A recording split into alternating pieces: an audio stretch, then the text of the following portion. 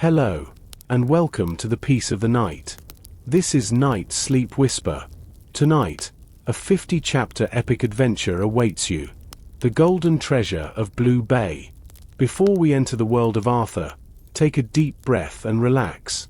It's time to set sail toward the safest harbor of sleep. Sweet dreams. Arthur was a tall man with gray hair and kind eyes. He worked as a detective in a very big city for 30 years. He saw many strange things in his career. Now, he was retired. He wanted a quiet life where nothing dangerous happened. He chose a small town called Blue Bay. It was a peaceful place near the ocean. Today was his first day in his new house. The house was small and painted white. It was on top of a green hill. From his front porch, Arthur could see the deep blue water of the bay. The sun was warm on his face. The air smelled like salt and wet sand. He breathed in deeply and smiled. He walked inside the living room. The floor was full of large brown boxes. Arthur opened the first box. He took out a heavy gold clock. He placed it carefully on the fireplace shelf. Then, he took out some old books. He liked the smell of the old paper. Each book was like an old friend from his past. He spent an hour putting his things away. No more crimes, Arthur said to himself in the quiet room. No more mysteries. Just peace and rest. He walked to the window and looked out. In the distance, he saw the wooden docks. Small fishing boats moved slowly in the waves. The town was very quiet. There were no loud cars. There were no bright neon lights. He heard the sound of the wind moving through the tall trees near the house. It was a very relaxing sound. He felt very calm. Arthur felt a little tired from the move. He went to the kitchen and made a hot cup of tea. He sat at a small wooden table. He looked at an old photo of his friends from the police station. He missed them, but he did not miss the difficult work. He wanted to forget about crime and secrets. In the afternoon, Arthur decided to explore the town. He locked his front door and walked down the hill. He wore a light blue jacket because the wind from the sea was cool. The streets of Blue Bay were narrow and clean. The buildings were made of stone and wood. He saw a man painting a wooden fence. He saw a woman carrying a basket of fresh bread. Everyone looked busy but happy. Arthur reached the beach. The sand was soft and yellow. He watched a white seagull fly high in the sky. He felt very lucky. He wanted to be a regular person here. He wanted to be a good neighbor. But Arthur was still a detective. His eyes always looked for small details. He saw a man standing alone near the water. The man did not have a fishing rod. He just looked at the horizon with a sad face. He looked very nervous. Arthur wondered why the man was so worried. Then, he stopped himself. It is not my business, Arthur thought. I am not a detective today. He turned around and walked back to his house. He wanted to finish his tea and sleep. The sky was now purple and orange. Blue Bay was very beautiful in the evening. Arthur hoped his new life would be as calm as the ocean. The next morning, Arthur woke up very early. The sky was a pale blue, and the sun was just beginning to rise. He felt fresh and full of energy. He put on his heavy boots and a thick wool sweater. He wanted to walk on the beach and watch the ocean. It was his favorite way to start a day. He walked down the hill from his house. The town of Blue Bay was very quiet. Most people were still sleeping. Only the birds were making noise in the tall trees. When he reached the beach, the air was cold and wet. He walked near the water's edge. He saw something strange near the shore. A small fishing boat was floating in the shallow water. It was moving slowly with the waves, but it was not tied to the wooden dock. The boat hit the sand. Arthur walked toward it. He saw the name painted on the side in black letters, the Morning Star. Arthur stopped and looked at the boat. He expected to see a fisherman cleaning his nets. But the boat was silent. He walked closer and looked inside. The boat was completely empty. There were fishing nets on the wooden floor. There was a yellow jacket hanging on a chair. There was even a half-full cup of coffee on a small table. But there was no person. Arthur looked around the long beach. He did not see anyone. He looked at the deep water, but it was calm. He felt a cold shiver on his back. Soon, another man arrived on the beach. He was a tall man with a big grey beard and a tired face. This was George, a local man who worked at the docks. George looked at the boat, and his face turned very pale. He dropped his bag on the sand. "That is Ben's boat," George said. His voice was shaking. "Captain Ben is a good man. He is always on his boat at this time." Arthur looked at George. "Is he alone today?" "He is always alone," George answered. "But he is very careful. He knows these waters better than anyone. He never leaves his boat floating like this." Other people from the town started to arrive. They stood on the wet sand and looked at the empty boat. They talked in low voices. Everyone looked worried and scared. Arthur watched them carefully. He saw their worried eyes and their nervous hands. Arthur felt his heart beat faster. He tried to remember his promise to himself. He wanted a quiet life without trouble. But a man was missing. He looked at the boat one more time. He saw a single leather glove near the edge of the wood. It was wet, but it looked new. The local police arrived a few minutes later. A woman in a dark blue uniform walked to the boat. Her name was Officer Miller. She looked at the boat and then at the crowd of adults. "Please move back, everyone," she said. Arthur moved back, but he did not leave. He watched Officer Miller look at the nets and the yellow jacket. The peaceful life in Blue Bay was gone. A mystery was starting, and Arthur knew he could not ignore it. The crowd on the beach grew larger. Many people from the town stood in the cold wind. They looked at the empty boat, the Morning Star. Arthur stayed near the back of the group. He watched the faces of the adults. Suddenly, a woman pushed through the crowd. She looked very tired and her eyes were red from crying. She wore a long green coat and a thick scarf. "Ben! Where is Ben?" she shouted. This was Martha, the wife of Captain Ben. Officer Miller walked toward her and held her arms gently.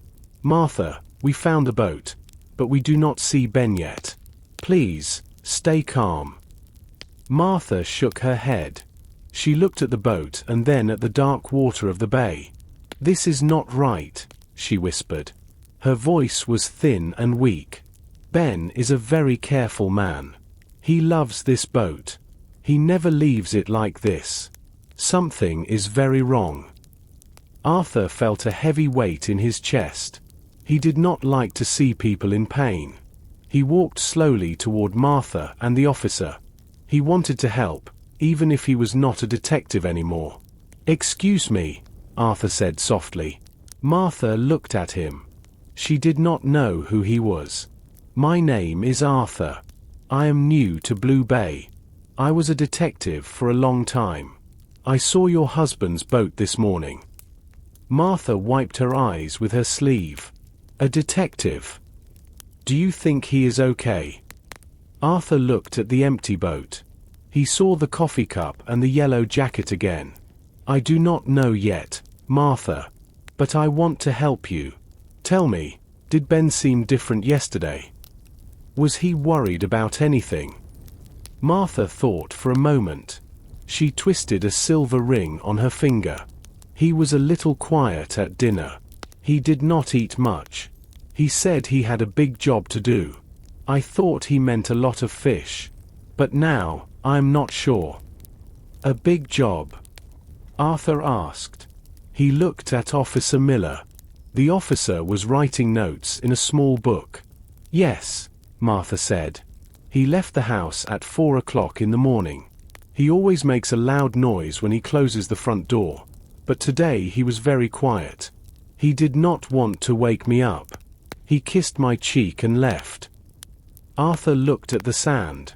He noticed many footprints around the boat, but most of them belonged to the townspeople. He needed to see the boat closely, but the police were there now. "He is a good man," Martha continued. "He has no enemies in Blue Bay. Everyone likes him." Arthur nodded. He looked at the tall cliffs in the distance. The sun was higher now, but the air felt colder. He saw Martha's hands shaking. He knew she was terrified. He promised her he would look for answers. As Martha walked away with a friend, Arthur looked back at the ocean. The mystery was growing, and he could feel his old detective brain starting to work again. Arthur stood on the beach for a long time. The police took the Morning Star away to the town docks. The crowd of people also left. Martha went home with her friend. Now, the beach was empty and silent. The only sound was the water moving against the shore. The wind felt even colder than before. Arthur did not want to go home yet.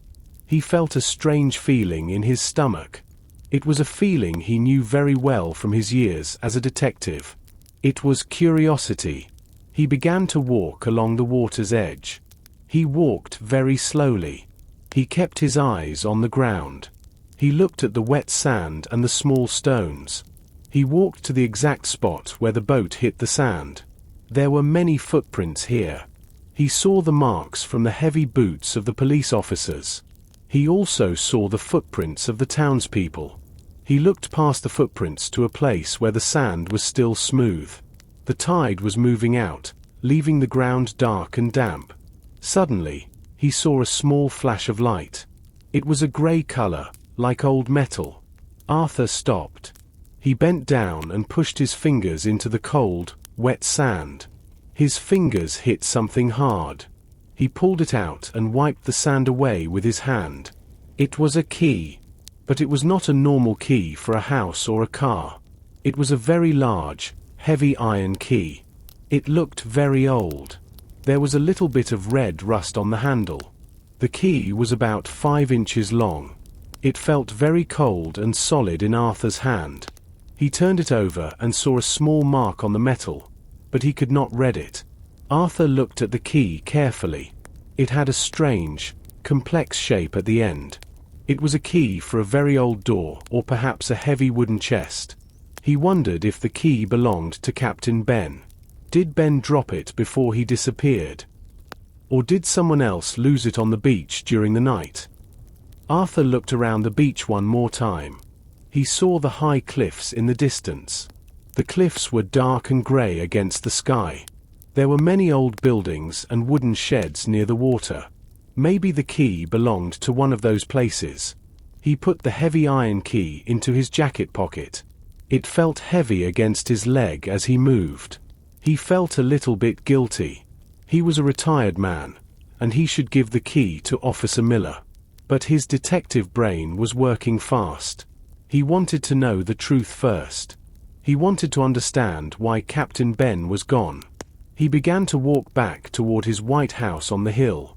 His legs felt tired, but his mind was very busy. He thought about the big job Martha mentioned. A big job and an old key. These things were pieces of a puzzle. Arthur liked puzzles, even if they were dangerous. The sun was high in the sky now. Blue Bay looked like a beautiful picture on a postcard. But Arthur knew that even beautiful places have secrets. He arrived at his front door and went inside. He sat at his table and placed the iron key in the middle of the wood. It looked very dark against the light brown table. "Who do you belong to?" Arthur whispered. He stared at the key for a long time. He knew his quiet life was over. Arthur decided he could not stay in his quiet house. The iron key sat on his table, but it offered no answers. He needed to hear what the people of Blue Bay were saying. He put on his jacket and walked to the center of the town. He found a small building with a wooden sign. The sign had a picture of an old anchor on it. This was the Anchor Cafe. When Arthur opened the door, a warm smell of roasted coffee and fresh bread hit his face. The cafe was full of adults. Most of them were men in heavy sweaters and women in long coats. The room was not loud, but there was a constant sound of low voices. Everyone was talking about the same thing: Captain Ben and his empty boat. Arthur walked to the long wooden counter. A woman with bright eyes and grey hair was busy pouring coffee into large mugs. She looked tired but very strong. This was Sarah, the owner of the cafe. She saw Arthur and gave him a small, sad smile. "You are the new man from the hill," Sarah said. It was not a question. In a small town, everyone knows the new faces. "I am Sarah. Welcome to Blue Bay, even if today is a bad day." "Thank you, Sarah. I am Arthur," he replied. "I would like a large black coffee, please." As Sarah prepared the drink, Arthur looked around the room. In a corner, two men were talking intensely. They looked like fishermen. Their hands were rough and brown from the sun. "Ben knew those waters," one man said. "He would not fall off his boat. Not in a calm sea." "Maybe it was not the sea," the other man whispered. He looked around the room nervously. He saw Arthur watching and stopped talking immediately. Sarah placed the coffee in front of Arthur. "People are afraid," she said softly. "Ben was a good friend to everyone. He helped people. He fixed engines. He told stories. Now, there is only silence." Arthur took a sip of his hot coffee. Martha mentioned he had a big job to do. Do you know what she meant? Sarah's hand stopped moving for a second. She looked at the floor and then back at Arthur. Ben always worked hard. But lately, he was different. He came here every morning at 5 o'clock. But for the last 3 days, he did not come in. He was in a hurry. "Did he talk to anyone special?" Arthur asked. Sarah shook her head. "I did not see anyone. But I heard a car near the docks late at night. We do not have many cars here. It was a large, dark car. It did not belong to anyone in Blue Bay." Arthur thanked her and moved to a small table near the window. He watched the street outside. He felt the weight of the iron key in his pocket. Sarah seemed like a kind person, but he saw a flash of worry in her eyes when he asked about Ben's work. The cafe felt heavy with secrets. Arthur realized that Captain Ben's disappearance was not an accident. It was a mystery that started long before the boat hit the sand. Arthur sat at his small table for a long time. He finished his coffee, but the cup stayed in his hands. He felt the heat of the ceramic through his fingers. He looked at the people in the cafe. They were all adults with tired faces and heavy clothes.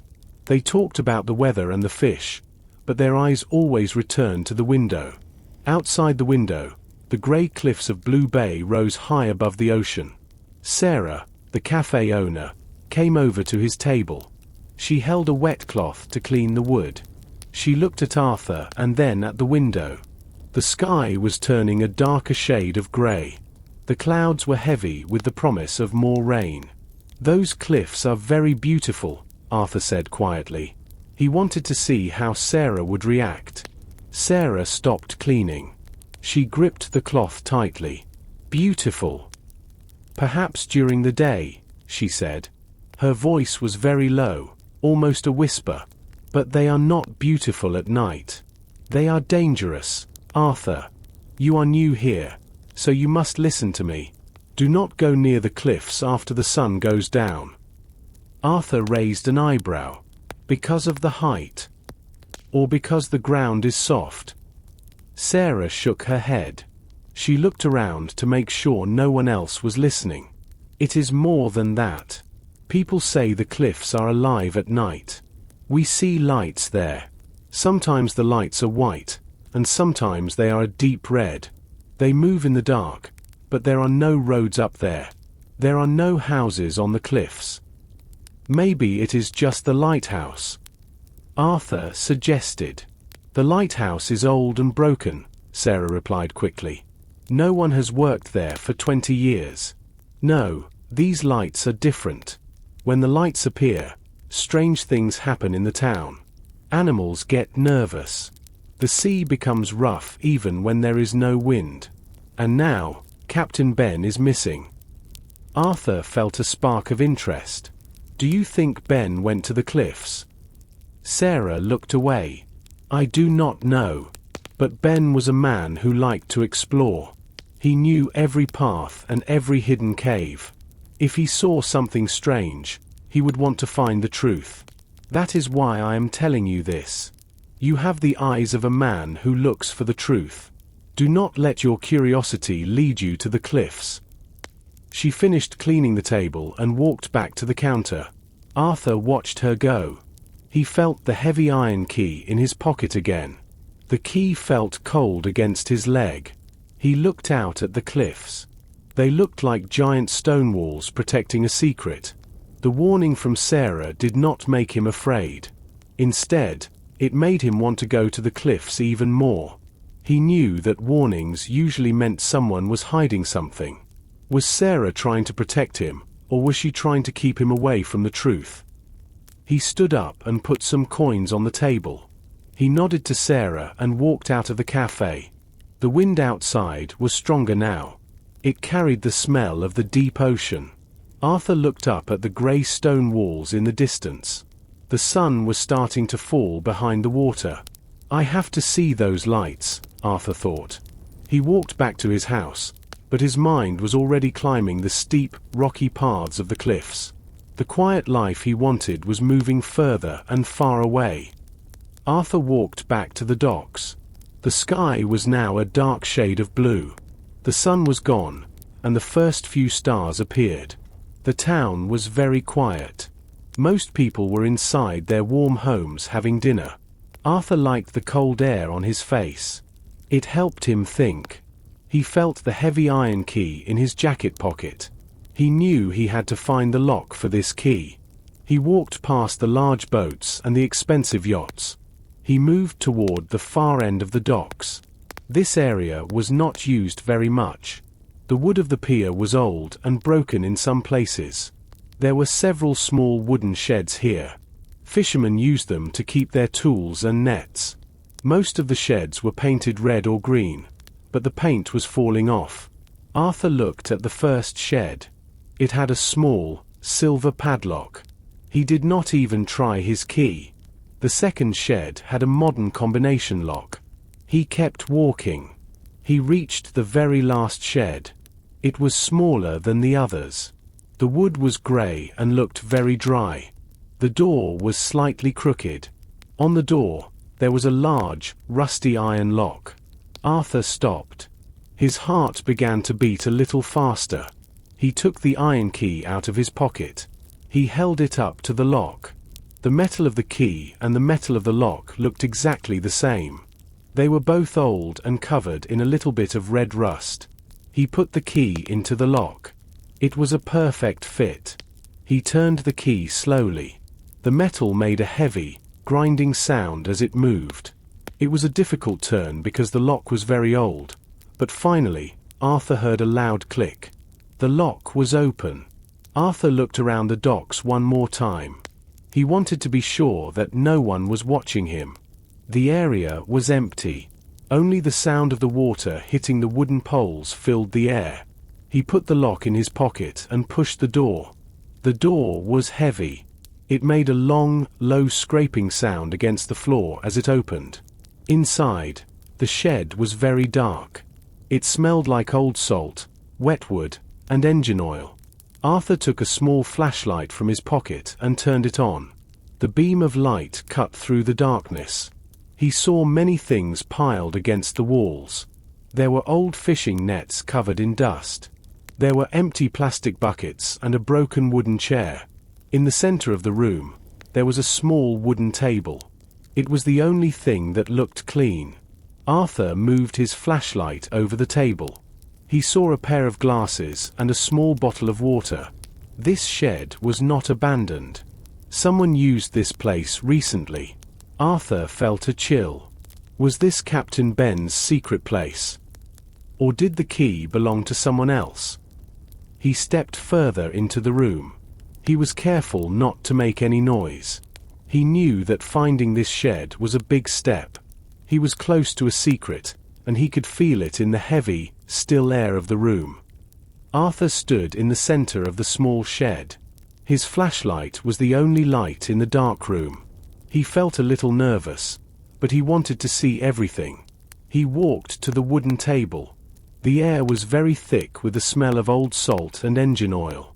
He saw a stack of large papers on the table. They were held down by a heavy, smooth stone. He picked up the first paper. It was very old and the edges were yellow and dry. He spread it out on the table. It was a map. But it was not a map for tourists. It was a very detailed map of the coast of Blue Bay. It showed the deep water, the hidden rocks, and the high cliffs. Arthur looked closer. His eyes widened. There were several circles on the map. Someone used a bright red pen to make them. Every circle was in a specific place along the bottom of the cliffs. Arthur knew that area. It was where the ocean met the tall stone walls. In those places, the water was very dangerous and the waves were very strong. The caves, Arthur whispered to himself. Under one of the red circles, a word was written in small, neat letters. Caves. Next to the word, there was a date from last week. There were also some numbers. Arthur realized they were times. 11 p.m. 12:30 a.m. 2 a.m. He looked at the other papers in the stack. They were also maps. One map showed the inside of a large cave. It had hand-drawn lines for paths and tunnels. There was a mark near the back of the tunnel. It was a large X. In his many years as a detective, Arthur knew that an X usually meant something important was hidden. Why did Captain Ben have these maps? Ben was a fisherman. He caught fish to sell at the market. He did not need maps of secret caves at 2 o'clock in the morning. Arthur felt a cold wind enter the shed.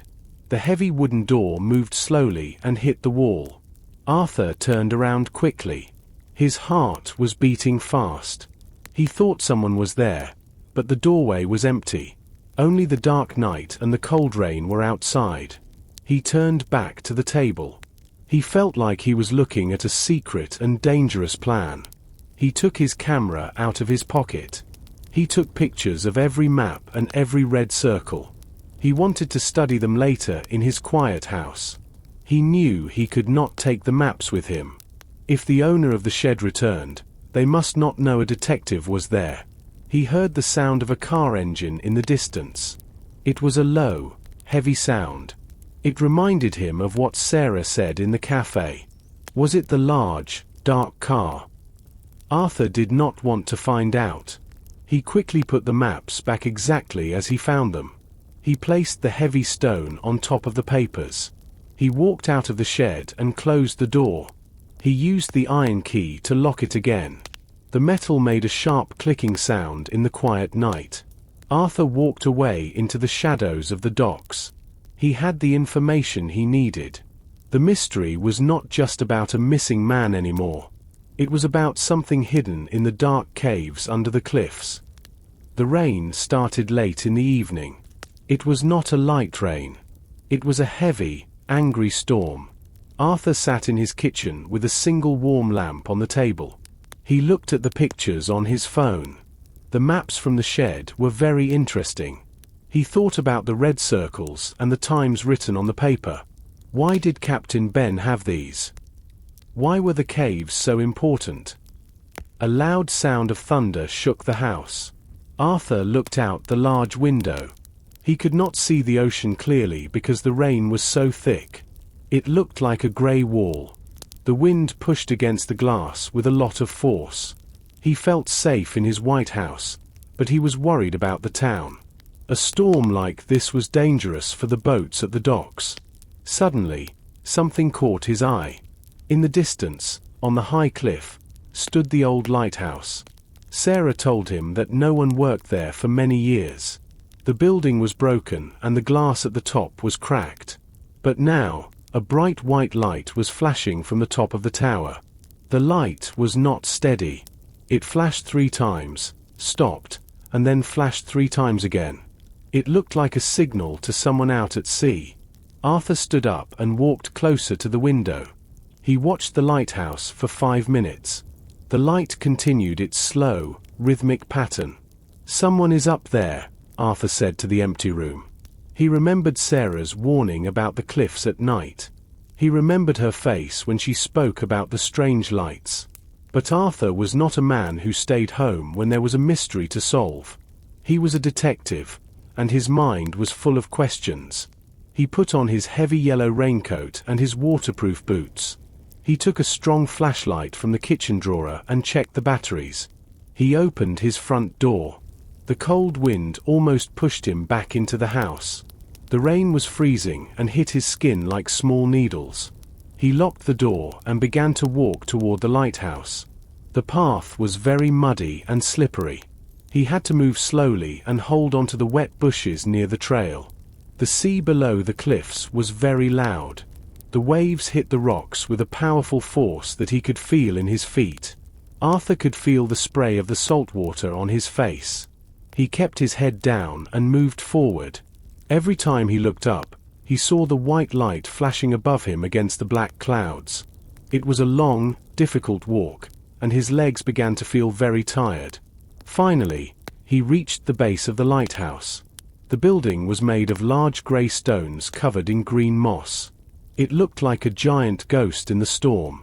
As he reached the heavy wooden entrance, the light at the top suddenly stopped. Everything became dark again. Arthur stood in the rain and listened. He heard the wind and the waves, but he also heard a different sound.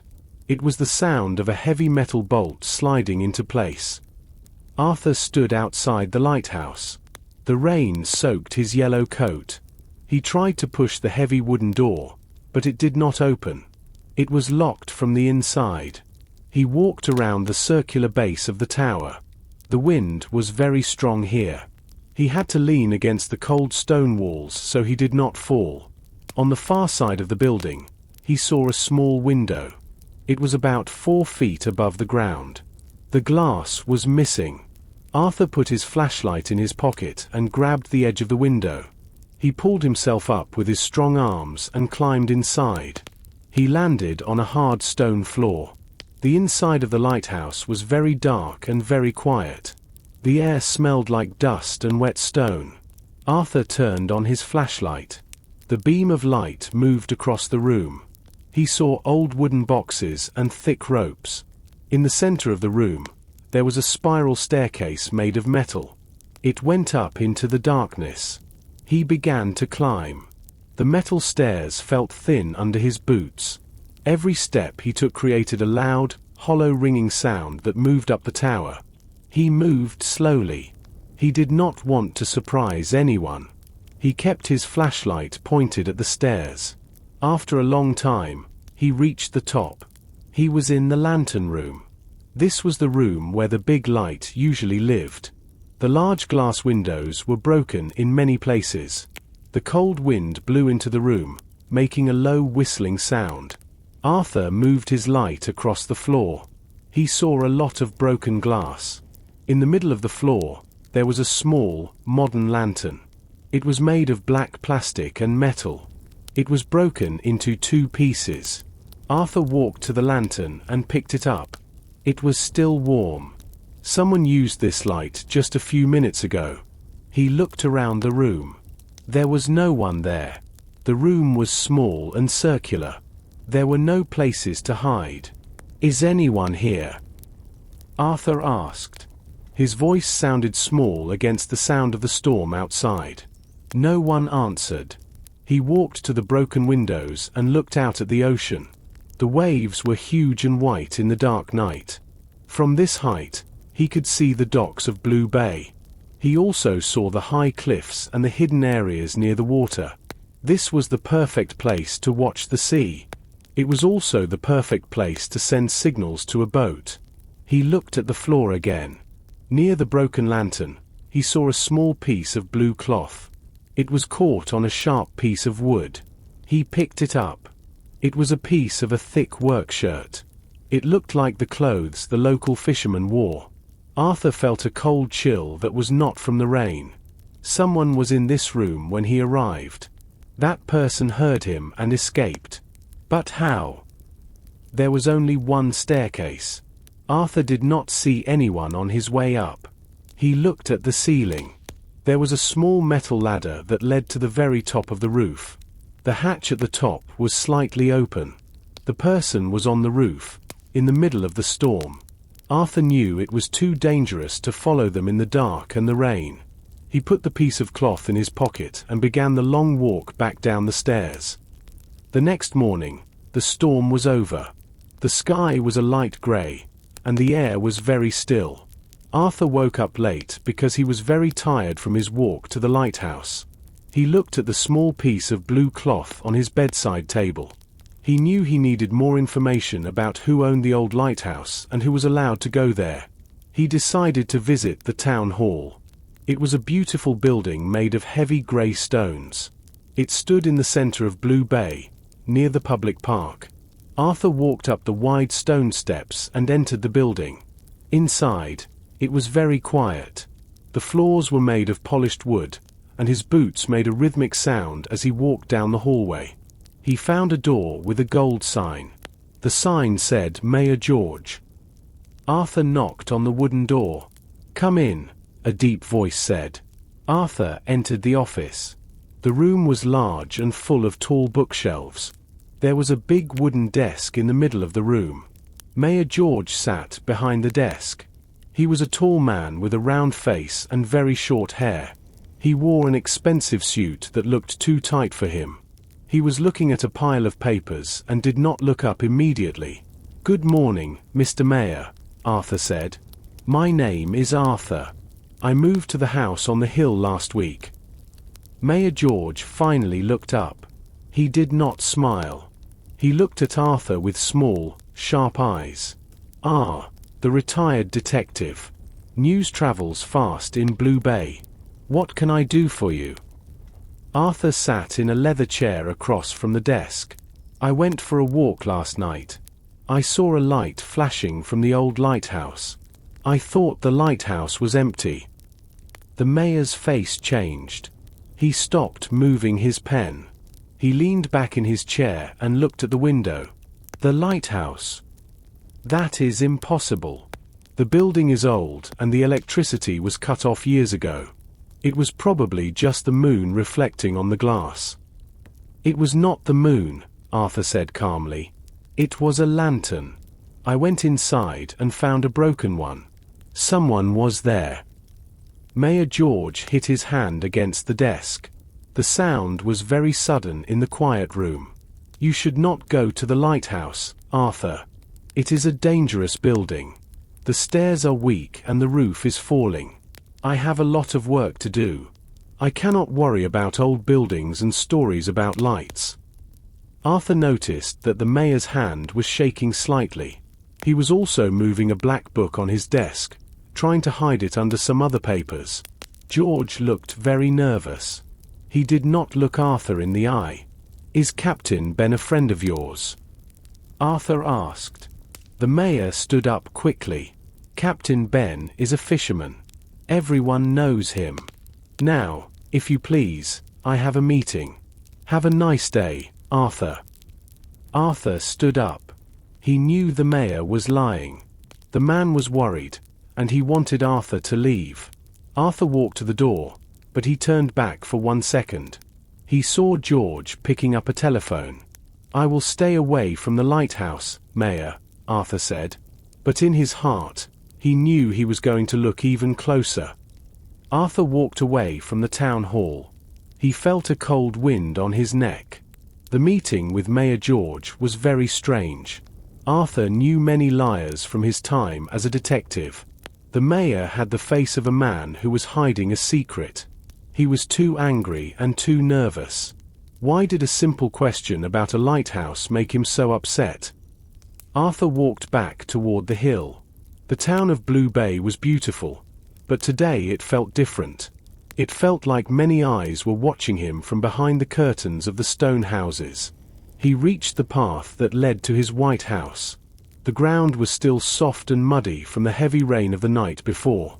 When Arthur reached his front gate, he stopped. He looked at the wooden porch of his house.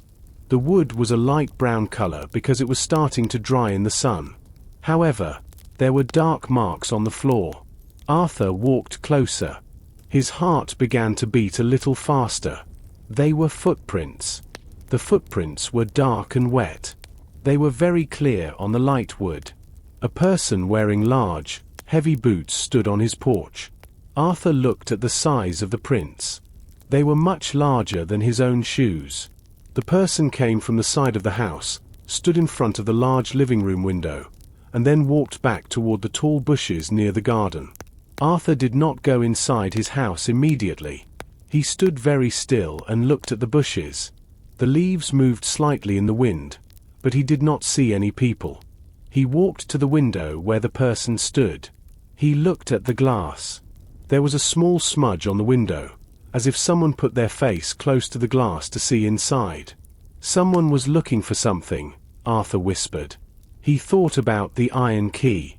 He left the key on the kitchen table. He also left the pictures of the maps on his phone. Was the stranger looking for those items? Arthur felt a sudden flash of anger. This was his new home. It was supposed to be a place of peace. Now, a stranger was walking on his porch and looking through his windows. He opened his front door slowly. He was very careful. He checked every room in the small house. The kitchen was empty. The bedroom was quiet. The iron key was still in the middle of the kitchen table. It looked dark and cold. Nothing was missing, but the feeling of the house had changed. It no longer felt like a safe place. Arthur sat at the table and looked at the wet footprints through the open door. They were already starting to disappear as the wood dried in the afternoon sun. He realized that the person did not want to steal his television or his money. The person wanted to know who Arthur was. They wanted to know if the new resident was a danger to their secrets. He closed the door and locked it with a heavy bolt. He realized the mayor was right about one thing. This was a dangerous business. But Arthur was not going to leave. He was going to find out whose boots made those wet marks on his floor. Arthur sat in his kitchen and looked at the iron key. He felt very uneasy. The wet footprints on his porch were a warning. He knew that someone in Blue Bay did not want him there. He was a retired detective, but his presence was already causing trouble. Suddenly, the telephone on the wall made a loud noise. The sound was sharp in the quiet house. Arthur walked to the hallway and picked up the receiver. "Hello," he said. "Arthur." "It is Martha," a voice said. Martha sounded very scared. He could hear her breathing quickly. "Martha, what has happened?" "Calm down," Arthur said in a kind voice. "I received a phone call," Martha said. She began to cry a little. "I looked at my phone screen. The name on the screen was Ben. It was my husband's phone." Arthur felt a cold shock. He stood up straight. "Did you answer it? Did he say anything?" "I answered immediately," Martha replied. "I shouted his name. I said, 'Ben, are you there? Please speak to me.' But there was no voice. I heard absolutely nothing. It was completely silent for a few seconds. Then, the call ended." Arthur looked at the wall. His mind started to work very fast. "How long did the call last, Martha?" "Maybe 10 or 15 seconds, she said. "Arthur, does this mean he is alive? Why didn't he speak to me? I am so frightened." "I do not know yet, Martha," Arthur said. "It could be Ben. Or it could be someone else who has his phone. Did you hear any background noise? Maybe the sound of the wind or a car?" "No," Martha said. "It was like the person was in a very quiet room. It was a very strange silence." Arthur gripped the telephone tightly. "Listen to me, Martha. I want you to lock your front door and your back door. Do not go outside. I am coming to your house right now. I want to see the call record on your phone." "Okay," Martha whispered. "Please hurry, Arthur. I feel like someone is watching my house, too." Arthur hung up the phone. He felt a heavy weight in his chest. A silent phone call from a missing man was a classic sign of a mystery. It was either a message of hope or a cruel game. He put on his coat and grabbed his heavy flashlight. He walked out of his house and looked at the dark bushes where the footprints started. The sun was going down, and the shadows were getting long. He did not see anyone, but he felt a pair of eyes on his back. He walked quickly down the hill toward Martha's cottage. He needed to find the truth before something worse happened. Arthur arrived at Martha's house. He checked her phone and saw the name Ben on the screen. It was true. The call came from the missing captain's phone. Martha was very upset. Arthur told her to stay inside and keep the doors locked. He promised to find answers. He walked away from the cottage and looked at his own phone. He opened the photos he took in the secret shed. He looked at the map with the red circles. One circle was very close to the north side of the bay. There were tall, sharp rocks there that looked like giant teeth. People in the town called them the dragon's teeth. The sun was almost gone. The sky was a dark purple color. Arthur did not go back to his house. Instead, he walked toward the north beach. The ground was rocky and difficult to walk on. He used his strong flashlight to see the path. The light moved across the wet stones and the dark sand. He reached the dragon's teeth. The rocks were huge and very old. They rose high into the air. The ocean water hit the base of the rocks with a powerful force. Arthur looked at the map again. The red X was exactly behind the tallest rock. He walked around the giant stone. The wind was very loud here. It made a low, mourning sound as it moved through the narrow gaps in the rocks. Arthur saw a small opening in the cliff wall. It was hidden behind a thick curtain of green sea plants and a large, flat stone. If he did not have the map, he would never find it. Arthur pushed the green plants aside. The opening was narrow, but a man could walk through it. He felt a cool wind coming from inside the hole. The air smelled like old salt and wet earth. He stepped inside and pointed his flashlight forward. The tunnel was small at first. Arthur had to bend his head. The walls were wet and covered in dark moss. After a few meters, the tunnel opened into a large, wide cave. The ceiling was very high. Arthur's flashlight could not reach the top. He walked deeper into the cave. The floor was surprisingly flat. He saw marks on the ground. They were not footprints. They were long, straight lines. It looked like someone moved heavy boxes across the floor. "This is the place," Arthur whispered. The cave was very quiet. The only sound was the water dripping from the ceiling. Every drop made a small, clear noise when it hit the floor. Arthur felt small in the giant room. He kept his light low. He did not want anyone outside to see the glow of his flashlight. He saw something shining on the floor near a large rock. He walked toward it slowly. He felt the weight of the mystery in the air. He knew he was standing in the middle of a secret. Arthur walked toward the shining object. He moved carefully over the wet stones on the floor of the cave. He bent down and picked the object up from the sandy ground. It felt very heavy for its size. It was cold, but it felt smooth in his hand. He pointed his flashlight directly at it to see it better. It was a gold coin. Arthur was shocked. The coin was not from a local bank, and it was not modern money. It was very old, and the edges were not perfectly round. On one side, there was a picture of a king with a long beard and a tall crown.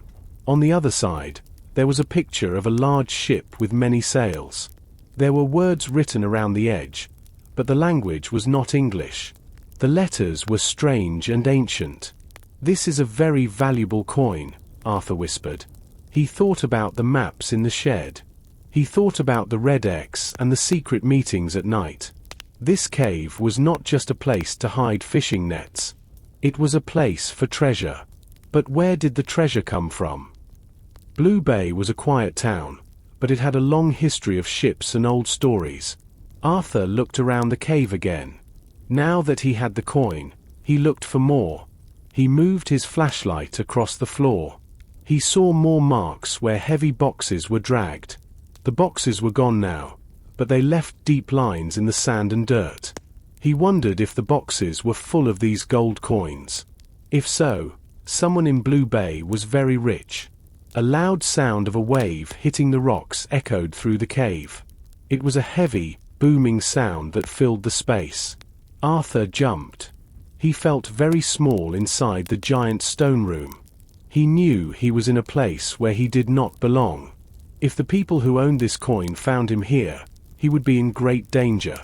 Adults who hide gold coins usually do not like visitors.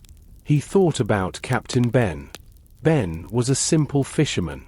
Did Ben find this cave by accident? Or did someone pay him to move these coins with his boat? The big job. Arthur remembered Martha's words. Moving gold was certainly a big and dangerous job. Perhaps Ben wanted to stop, and that was why he was gone. Arthur put the gold coin into his pocket.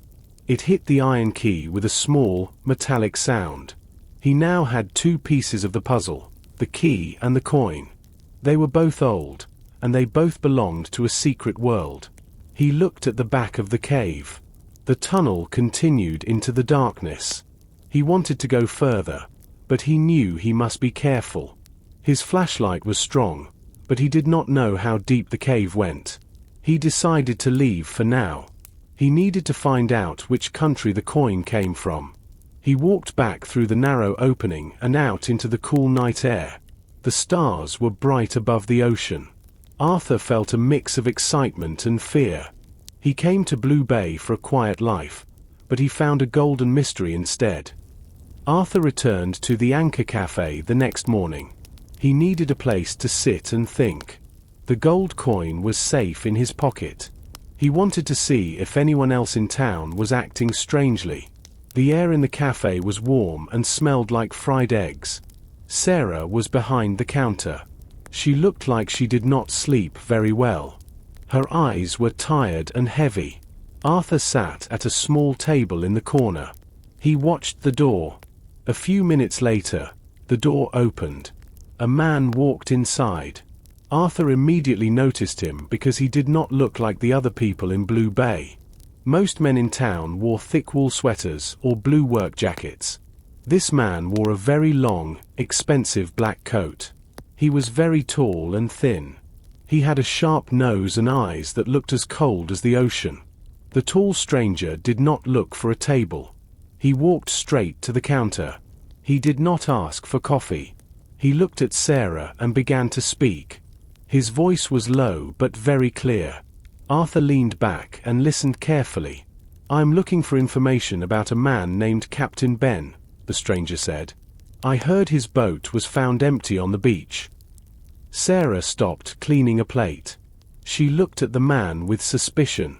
"Everyone in town knows about Ben," she said. "He is a good man. Are you a friend of his?" "I am a business partner," the man replied. He did not smile. "We had an agreement. He was supposed to deliver something to me 2 days ago. He did not arrive. I want to know where the boat is now." Sarah pointed toward the far docks. "The police took the boat there. Officer Miller is in charge.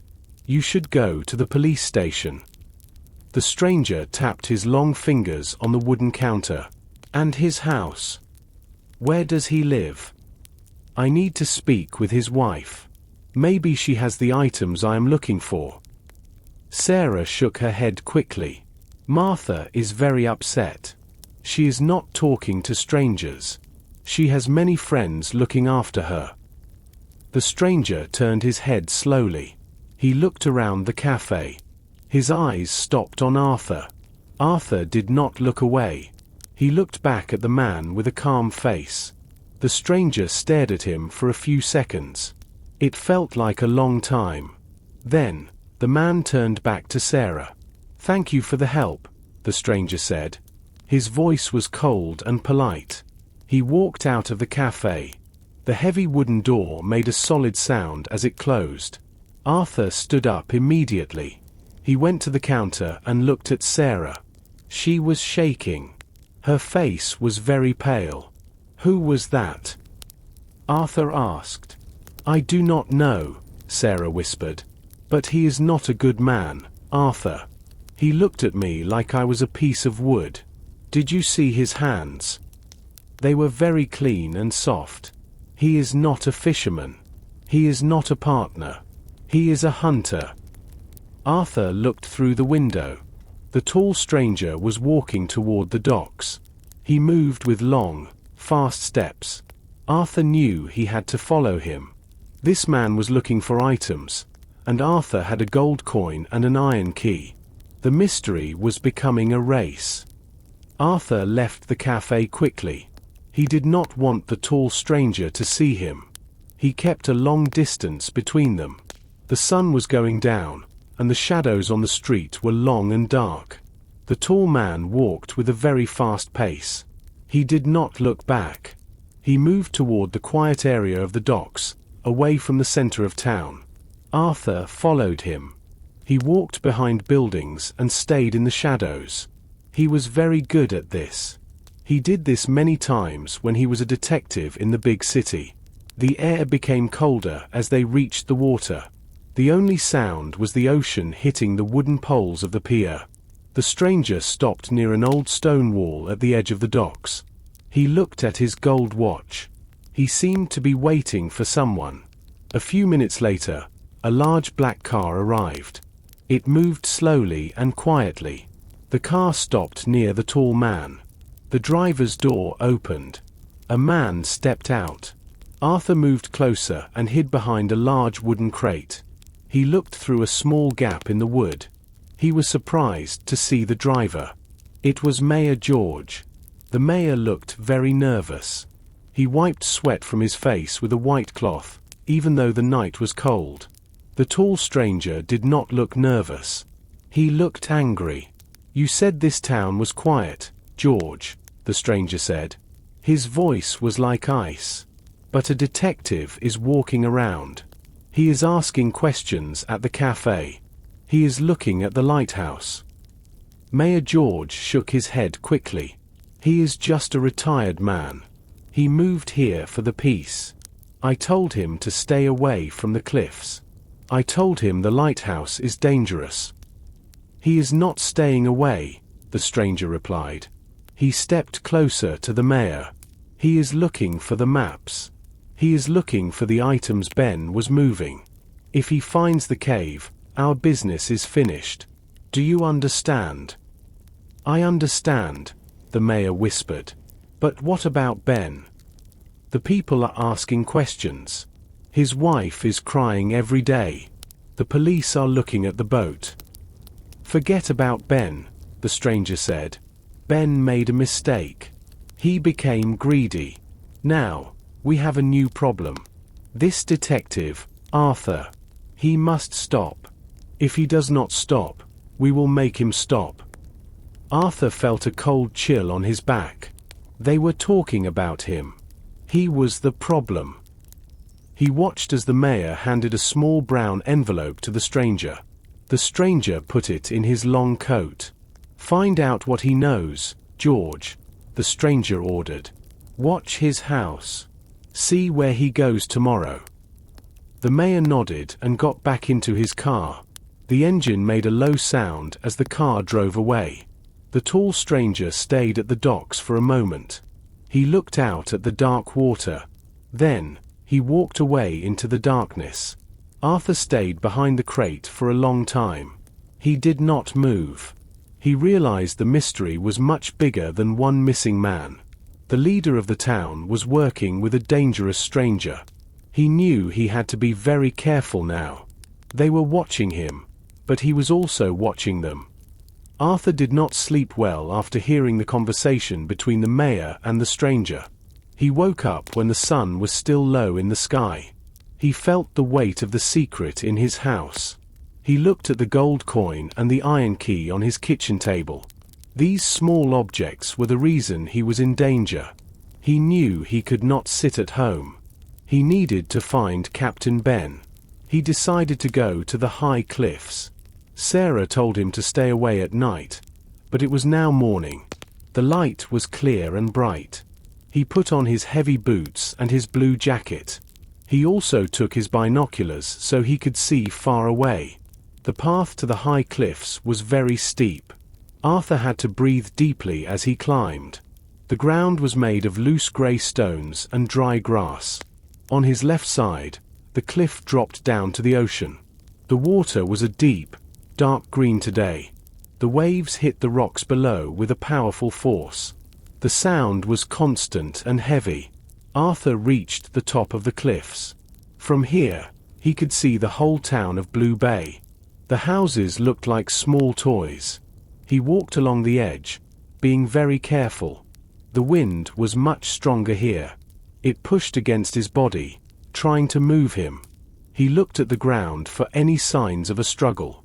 He saw many footprints, but they were old and messy.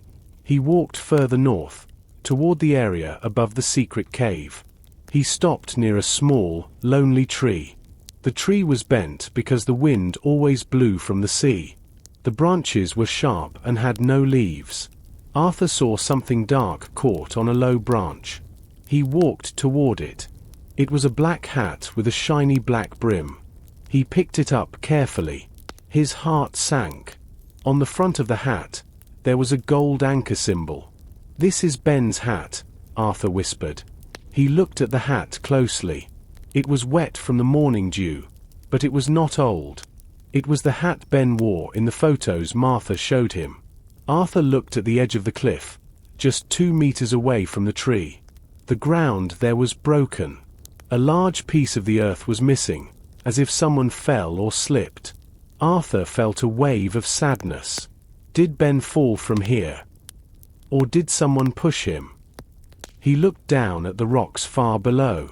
He did not see a body, but the waves were very high. If a person fell into that water, they would disappear quickly. He held the hat tightly. He noticed something strange on the inside of the hat. There was a small piece of white paper tucked into the fabric. Arthur pulled it out. It was a receipt from a hardware store in the next town. It was dated only 4 days ago. On the back of the receipt, someone wrote a single word, "Lighthouse." Arthur looked toward the old lighthouse in the distance. He now had a direct link between Ben and that broken building. He put the hat and the paper into his bag. He felt a new sense of urgency. Ben was here, on these cliffs, and he was in trouble. Arthur began his walk back down the hill. He did not feel like a retired man today. He felt like a detective on a mission.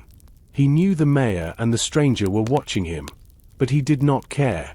He had to find out what happened to the man who owned this hat. Arthur walked back into the town center. He carried Captain Ben's hat inside his bag. He wanted to go to the police station to see Officer Miller. However, as he passed the town hall, he saw something interesting. Sarah, the owner of the cafe, was walking up the stone steps. She did not look like her usual kind self. Her face was very red, and she moved with quick, angry steps. Arthur stopped. He felt his detective curiosity grow again. He waited a few seconds and then followed her inside. The town hall was very quiet. Most of the office doors were closed. Arthur moved silently down the long hallway. He heard a loud voice coming from the mayor's office. It was Sarah. "You cannot do this, George," Sarah shouted. Her voice echoed against the stone walls. Arthur stood near the door. He stayed very close to the wall so no one could see him through the glass. He listened carefully. "Be quiet, Sarah," Mayor George replied. His voice was lower, but he sounded very nervous. "The walls are thin. Someone will hear you." "I do not care," Sarah said. A heavy object hit a desk. Sarah continued. Ben was our friend. We grew up together in this town. You are letting that stranger hurt him. I know what is in those boxes. I know why Ben was at the cliffs." "You know nothing," the mayor said. Arthur heard the sound of a chair moving across the floor. "It is just business. We needed the money for the town. The docks are old. The school needs repairs. This was a way to help Blue Bay." "By stealing?" Sarah asked. Her voice was full of anger. "By working with a criminal. That man is dangerous, George. He does not care about our town. He only cares about the gold. And now Ben is gone because he wanted to tell the police." Arthur felt his heart beat faster. He was right. Captain Ben was not a criminal. He was a witness. He wanted to stop the business. "Ben is fine," the mayor whispered. "He is just away for a while. If you keep talking, the stranger will become angry with you, too. Do you want that? Think about your cafe. Think about your life here." There was a long silence. Arthur could hear the sound of Sarah breathing heavily. "You are a coward, George," Sarah said finally. Her voice was quiet now, but it was very cold. "You are more afraid of that man than you are of the truth. But Arthur is here now. He is a real detective. He will find the truth, and I will help him." "Stay away from him, Sarah," the mayor shouted. Arthur heard footsteps moving toward the door. He quickly turned around and walked fast toward the exit. He reached the street just as the heavy wooden door of the town hall opened. He did not look back. He knew everything was different now. Sarah was his friend, and the mayor was his enemy. The mystery of Blue Bay was now a fight for the truth. Arthur walked up the hill toward his small white house. The sky was now a deep, dark blue. The stars were starting to appear, but they did not provide much light. The wind was cold and carried the salty smell of the ocean. Usually, Arthur liked this walk. It was a time for him to relax and enjoy the fresh air. But today, his heart felt heavy. He thought about the argument he heard in the town hall. He thought about Sarah's brave face and the mayor's nervous eyes. The town of Blue Bay was no longer a peaceful place for Arthur. It was a place of secrets and shadows. As he walked, he felt like someone was standing behind the trees. He stopped twice and looked back, but the path was empty. He only heard the sound of the wind moving the dry leaves on the ground. He gripped his bag tightly. Inside the bag, Ben's hat was a reminder of the danger. He reached his front gate. The house looked quiet. No lights were on inside. He walked up the wooden steps of the porch. He reached for his house keys in his pocket, but then he stopped. He saw something white on his front door. It was a small piece of paper. It was pinned to the wood with a sharp metal tack. Arthur took his flashlight out and pointed the beam at the paper. The paper was clean and white, but the writing was rough and angry.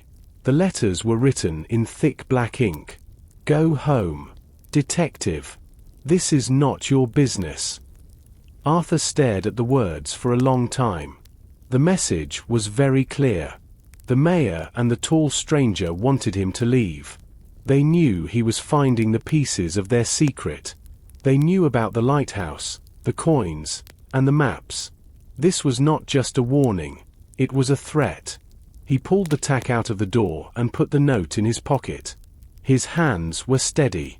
He was not a young man, and he was not as fast as he used to be, but he was not afraid. He spent 30 years talking to criminals. He knew that people only made threats when they were scared.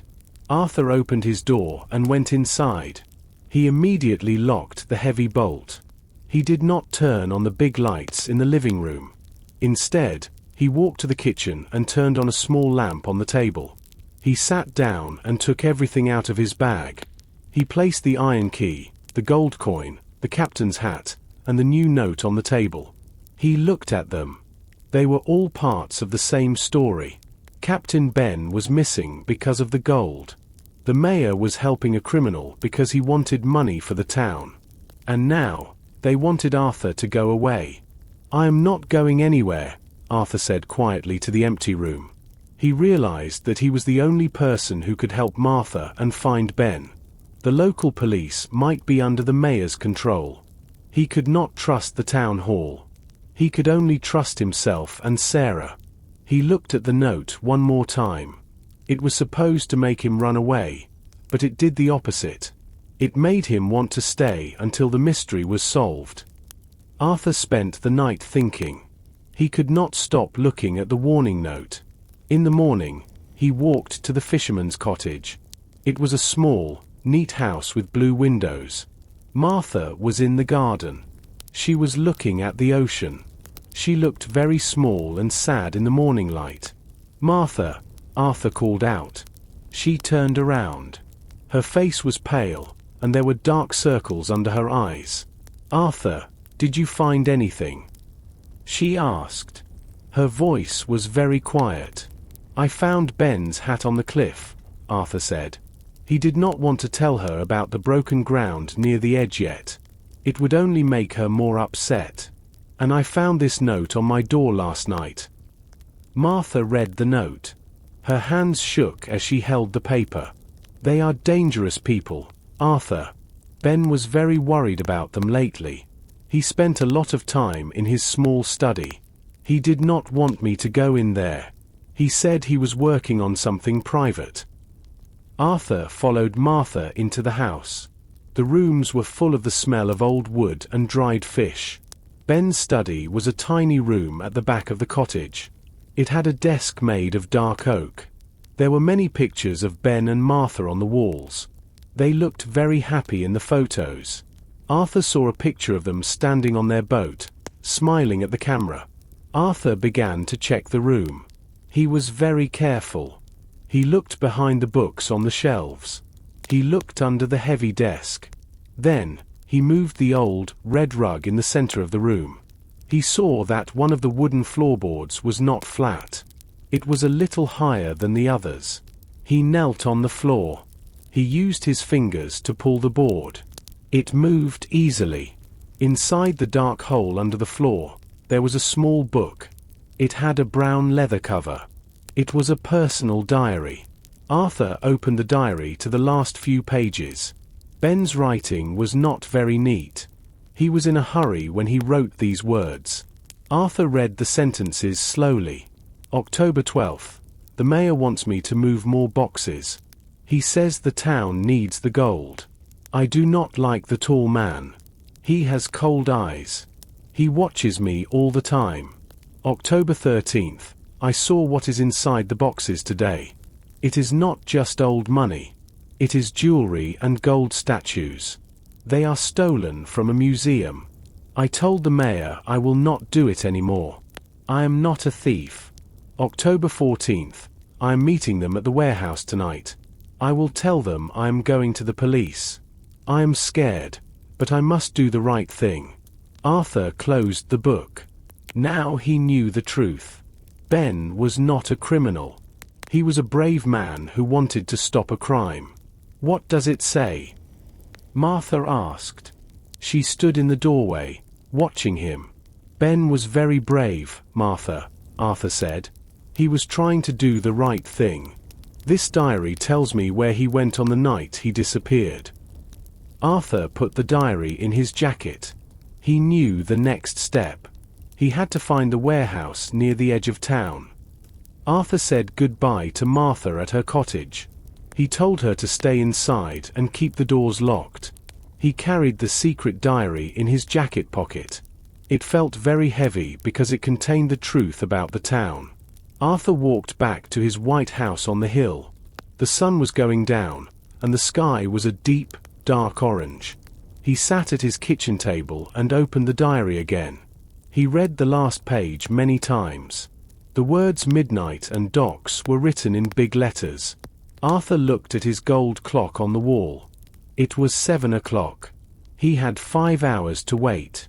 He felt a mix of excitement and worry. He was a retired man, but tonight he had to be a detective again. He made a simple dinner of bread and cheese. He ate slowly and thought about his plan. He could not call the local police because the mayor controlled the town. He had to go alone. He went to his bedroom and looked for his darkest clothes. He chose a black sweater, dark pants, and a black hat. He wanted to be invisible in the shadows. At 11 o'clock, Arthur left his house. He did not use his flashlight. The moon was bright enough to see the path.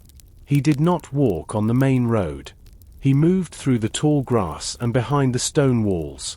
He wanted to make sure the mayor or the tall stranger did not see him. The town of Blue Bay was completely silent. There were no lights in the windows of the houses.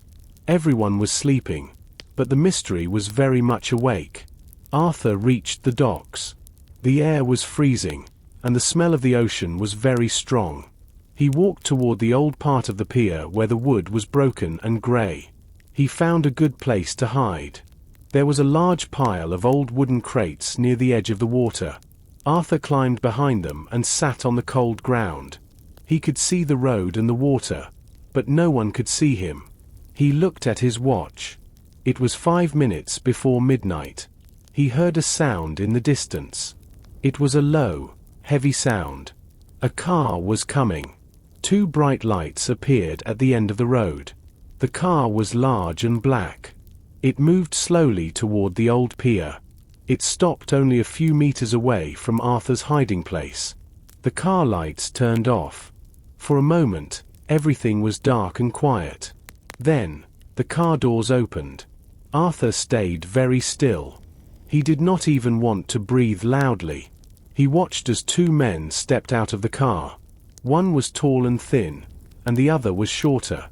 He knew those shapes. It was the tall stranger and Mayor George. They stood near the water and looked at the dark horizon. They were waiting for something to arrive from the sea. Arthur sat very still behind the wooden crates. The wood felt rough against his back, and it smelled like old pine and salt. He was glad he wore his thick black sweater. The midnight air was very cold, and a light fog started to move across the docks. The fog made everything look blurry and grey. He watched the 2 men. Mayor George was moving his feet constantly. He looked at the road and then at the water. He was a man who was not used to being outside in the middle of the night. He pulled his coat tighter around his neck. The tall stranger stood perfectly still. He looked like a dark statue in the mist. He did not seem to feel the cold at all. "The boat is late," the mayor said. His voice was thin and shaky. The tall stranger did not look at him. He kept his eyes on the black water of the bay. "It will be here, George. The captain is a professional. He does not like the light. He prefers the dark, just like us." "I don't like this," the mayor whispered. "What if the police see the car? What if that detective is watching?" The stranger turned his head slowly. Even from behind the crates, Arthur could feel the coldness of the man's eyes. The police do what you tell them to do. And the detective is probably sleeping in his little white house. He is an old man. He is tired. Arthur felt a small smile on his face. He was old, but he was not tired. He was more awake than he was in years. He watched as the stranger took a small silver device from his pocket. He pressed a button, and a tiny green light began to flash. He held it toward the ocean. Arthur looked at the water. He could see the waves hitting the wooden poles of the pier. The sound of the water was heavy and slow. For a long time, nothing happened. Then, far away in the fog, Arthur saw a tiny yellow light. It flashed once, then twice. It was a signal. "There," the stranger said. The mayor breathed a loud sigh. "Finally. Let's get this finished. I want to go home." "This is only the beginning," the stranger replied. "Tonight, we move the largest box. After this, our business in Blue Bay is almost done." Arthur felt his heart beat faster. The largest box, he thought. He wondered what was inside. Was it more gold? Or was it something even more valuable? He realized he had to stay and see the boat. He needed to know where the boat came from. He moved his leg slightly because his foot was falling asleep. A small stone moved under his boot. It made a light scratching sound. The tall stranger stopped talking. He turned his body toward the crates. He looked directly at the place where Arthur was hiding. Arthur stopped breathing. He closed his eyes and prayed the fog would hide him. After a long, silent minute, the stranger turned back to the water. The boat was getting closer. Arthur could hear the low, deep hum of a heavy engine. Arthur stayed very still. The fog was thick now. The low hum of the boat engine became louder for a moment and then stopped. The silence that followed was very heavy. A large shape appeared in the grey mist. It was a boat. It was much larger than the local fishing boats of Blue Bay. It was painted a dark color, perhaps black or dark blue. There were no lights on the deck. It looked like a ghost ship moving slowly through the water. The boat moved toward the pier.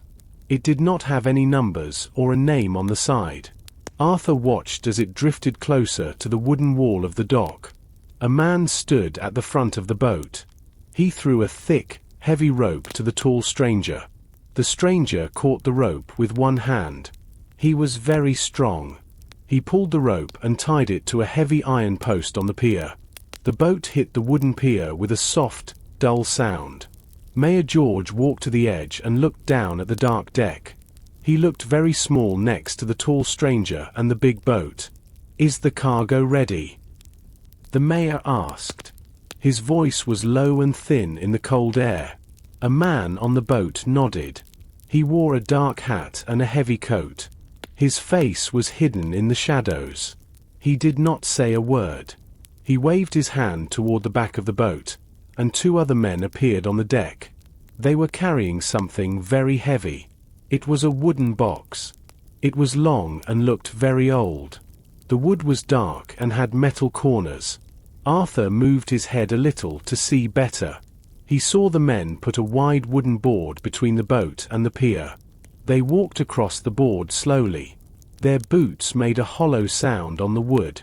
They placed the heavy box on the ground next to the mayor's car. "This is the one," the stranger said. He touched the top of the wooden box with his long fingers. He looked very happy for the first time. The king's treasure. Arthur felt a chill on his neck. The king's treasure. He thought about the gold coin in his pocket. It had a picture of a king with a crown. This mystery was much bigger than the town of Blue Bay. This was a crime involving very old and valuable things from another place. The men went back to the boat to get more boxes. There were many of them. The mayor opened the back of a large truck that was parked behind the car. He helped the men move the boxes into the vehicle. He was working hard, and he was breathing fast. He looked like a man who wanted to finish a difficult job and run away. Arthur realized he needed to see where the truck was going. He could not stay behind the crates forever. He had to follow the treasure to find the truth about Ben. Arthur watched from the shadows as the men continued their work. The air was very thick with fog, and the smell of the cold ocean was everywhere. The boat moved slightly against the pier, making a low rubbing sound against the wood. The men from the boat were very strong. They moved with a rhythmic pace. They did not speak. They only used their hands to signal to each other. The boxes were all different sizes. Some were small and made of dark metal. Others were large and made of heavy, old wood. Every time the men placed a box on the stone ground, it made a heavy, solid sound. Arthur could see that the boxes were very heavy. The men had to bend their knees and use all their strength to lift them. Mayor George was not as strong as the others. He tried to help with a medium-sized box, but his hands slipped. The corner of the box hit the ground with a sharp noise. "Be careful, you fool!" the tall stranger hissed. He walked over to the mayor and grabbed his arm. His voice was low and dangerous. "If you break what is inside, you will pay for it. Do you understand?" The mayor looked terrified. He wiped his face with a shaking hand. "I am sorry. It is just very heavy. My back is starting to hurt." "Then use your legs, not your back," the stranger replied. He pushed the mayor away and lifted the box himself. He did it easily. He walked across the wooden board and placed the box inside the truck. Arthur noticed something interesting. One of the wooden boxes had a small crack in the side. As the stranger moved it, a small piece of blue velvet cloth pushed out of the hole. It looked like the soft material used to protect very expensive jewelry or old statues. Arthur remembered the gold coin in his pocket. He was certain now that these boxes were full of stolen history. There were 10 boxes in total. The men moved them one by one from the boat to the back of the white truck.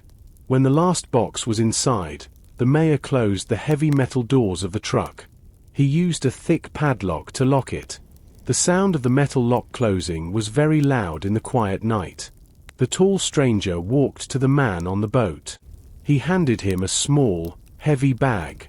The man opened it and looked inside. Arthur saw a flash of gold. The man nodded and put the bag in his pocket.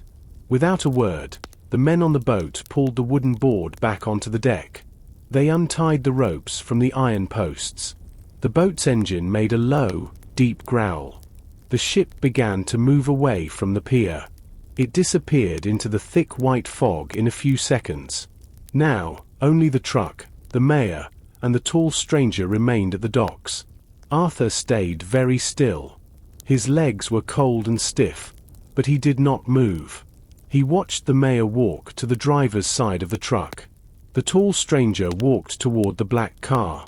They were ready to leave. Arthur knew he had to follow them, but he had no car.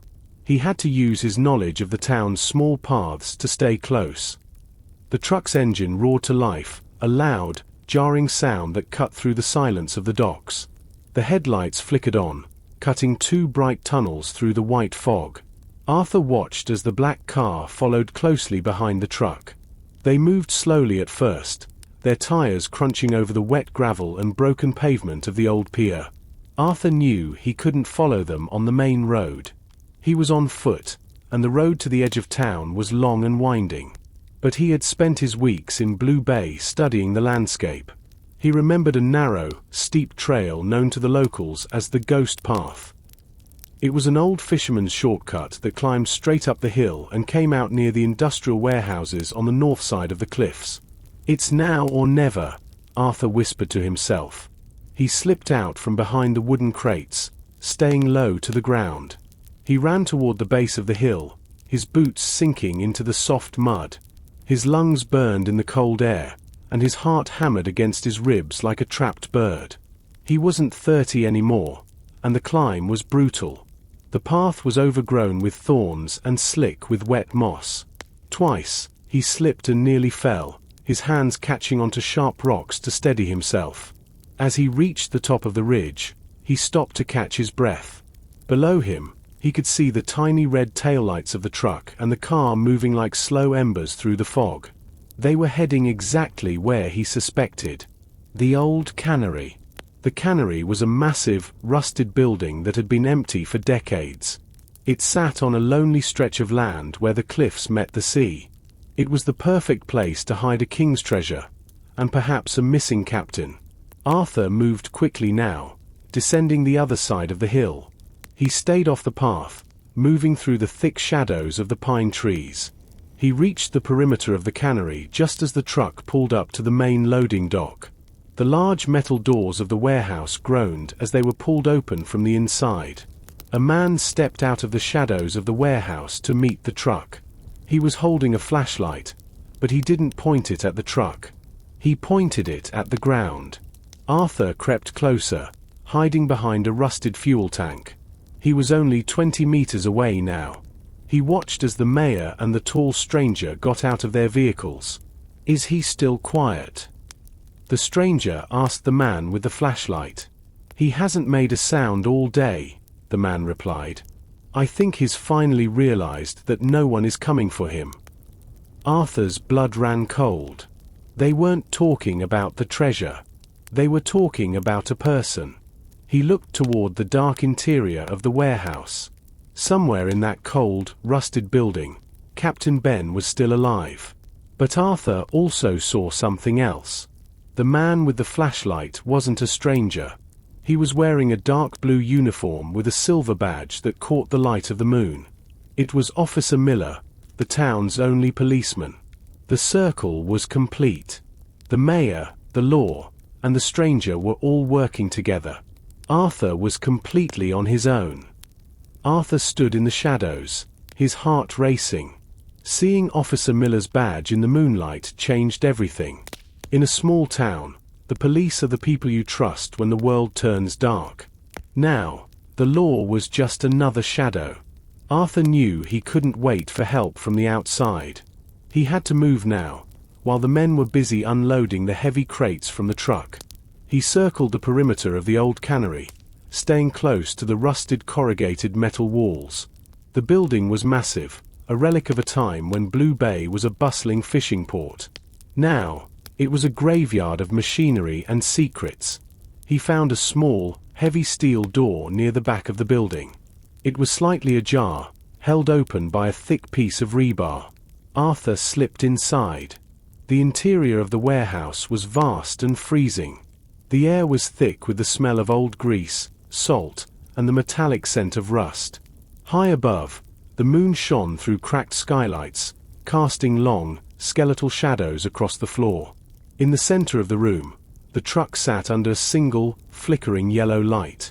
Arthur watched from behind a stack of rotted wooden pallets. The men were working with intense focus. The tall stranger was using a crowbar to pry open one of the crates. With a loud creak, the wood gave way. The stranger reached inside and pulled out an object that shimmered even in the dim light. It was a golden chalice, encrusted with deep red rubies. "The Almoran collection," the stranger whispered, his voice full of a dark greed. "Lost for 3 centuries, and now it's sitting in a fish warehouse." "Is it all there?" Mayor George asked, his voice trembling. "Everything," the stranger replied. He began to list the items as Miller and the other men pulled them from the crates. 3 golden crowns with emerald settings. 12 ceremonial daggers made of silver and obsidian. A chest of nearly 500 coins, matching the one in Arthur's pocket.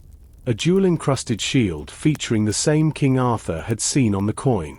Arthur realized this wasn't just a small-time theft. This was an international crime, a hoard of artifacts stolen from a sunken wreck or a forgotten tomb. But his eyes weren't on the gold for long. He heard a muffled sound, a low, rhythmic thumping, coming from a small office elevated on a metal platform in the corner of the warehouse. He crept away from the light, moving toward the stairs. Every step on the metal grating felt like a gunshot in the silence, but the men were too busy arguing over the value of the gold to notice. He reached the door of the office. It was locked, but the window was cracked. Arthur looked inside. A man was tied to a heavy wooden chair. He was wearing a torn blue shirt, and a thick cloth was tied around his mouth. His face was bruised, but his eyes were wide and filled with a fierce, stubborn light. It was Captain Ben. Ben saw Arthur's face in the window. He didn't make a sound, but his eyes pleaded for help. Arthur reached into his pocket and felt the iron key. He looked at the lock on the office door. It was old, heavy, and made of the same dark iron as the key he had found in the boat. He held his breath and inserted the key. It slid in perfectly. As he began to turn it, a floorboard creaked loudly behind him. "Looking for something, detective?" a cold voice asked. Arthur froze. He turned slowly to see Officer Miller standing at the bottom of the stairs, his hand resting on his holster and a cruel smile stretching across his face. Arthur did not move his hand from the key. He felt the cold metal against his palm and heard the heavy click of the mechanism. The door was open, but he was trapped on the high platform. Officer Miller began to walk up the metal stairs, his boots ringing out like a countdown. "Step away from the door, Arthur," Miller said. He didn't pull his gun yet, but his hand was ready. You should have stayed in your White House. You should have enjoyed your retirement." "Retirement is boring, Miller," Arthur replied, his voice steady. "Especially when the local police are helping to move stolen history. Does the state police know you're moonlighting as a furniture mover for the mayor?" Miller's face turned a deep red. "It's not stolen. It's found. We're saving this town. You don't understand how hard it is to keep a place like Blue Bay alive. Saving a town by kidnapping its best citizen." Arthur glanced back into the room. Ben was struggling against his ropes, his eyes wide. The sound of footsteps approached from the warehouse floor. The tall stranger appeared at the base of the stairs, looking up with an expression of mild curiosity. He held a silver dagger from the collection, turning it over in his long, pale fingers. "Leave him, Miller," the stranger said. "He is unarmed. He is a relic, just like these coins. But he is a relic with something that belongs to me." The stranger walked up the stairs, moving with a grace that Miller lacked. He stopped 3 steps below Arthur. "You were in the cave, detective. I can smell the sea salt and the damp earth on your coat. You found the coin I dropped." Arthur reached into his pocket and pulled out the gold coin. He held it up between his thumb and forefinger. In the flickering yellow light of the warehouse, the gold seemed to glow with an ancient, cursed energy. "This?" Arthur asked. "It's a beautiful piece. 17th century Almoran, if I'm not mistaken. The King's Ransom series. Very rare. Very illegal to possess without a permit." The stranger's eyes narrowed. "It is the final piece of the set. Without it, the collection is incomplete. Collectors will pay millions for the set, but significantly less for a broken one. Give it to me." "I have a better idea," Arthur said. He stepped back into the office, pulling the door open wide. He stood over Ben. "You let the captain go. You let us walk out of here. If you do, I'll tell you where I hid the rest of the coins." The stranger laughed, a dry, raspy sound. "The rest? There were no others in that cave. I checked it myself." "Then you didn't look behind the loose stone near the back," Arthur lied, his voice perfectly smooth.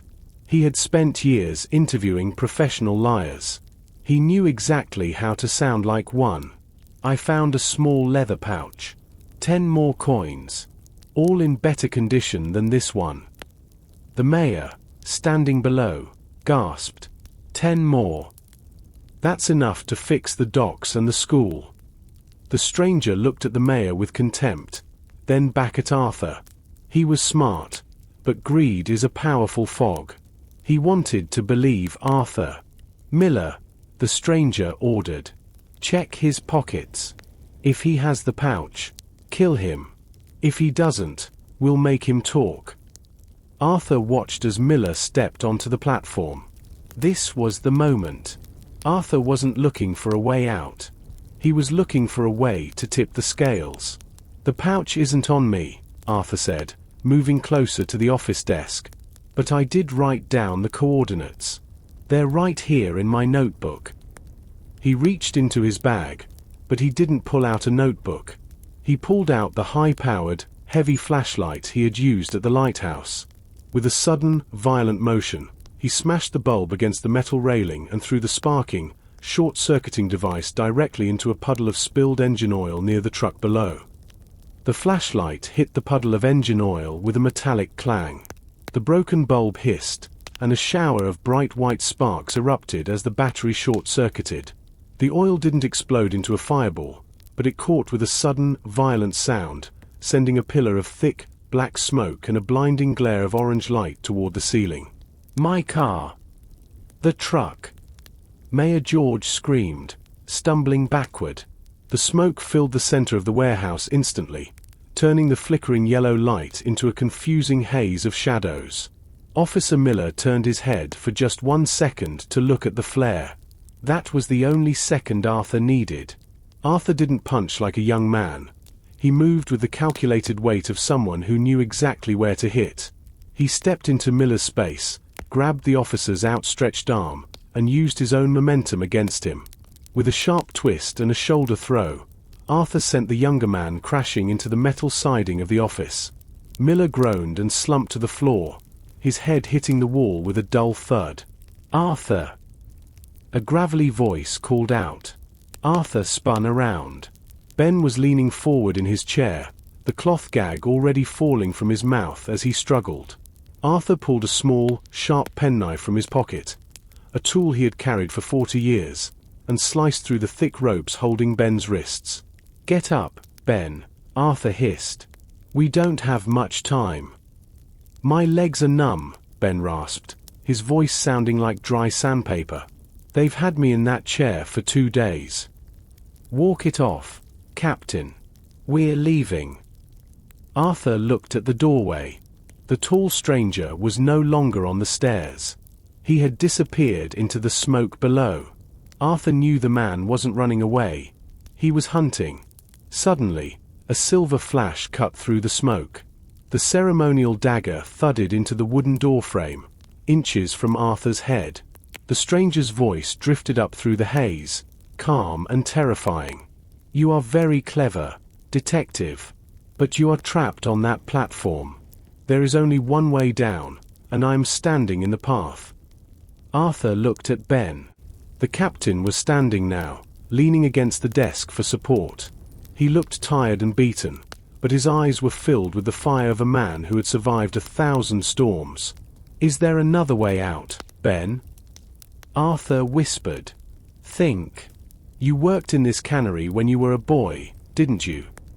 Ben nodded slowly, a small smile appearing on his bruised face. He pointed to the back of the office, where a heavy iron plate was bolted to the floor. "The old ice chute," he whispered.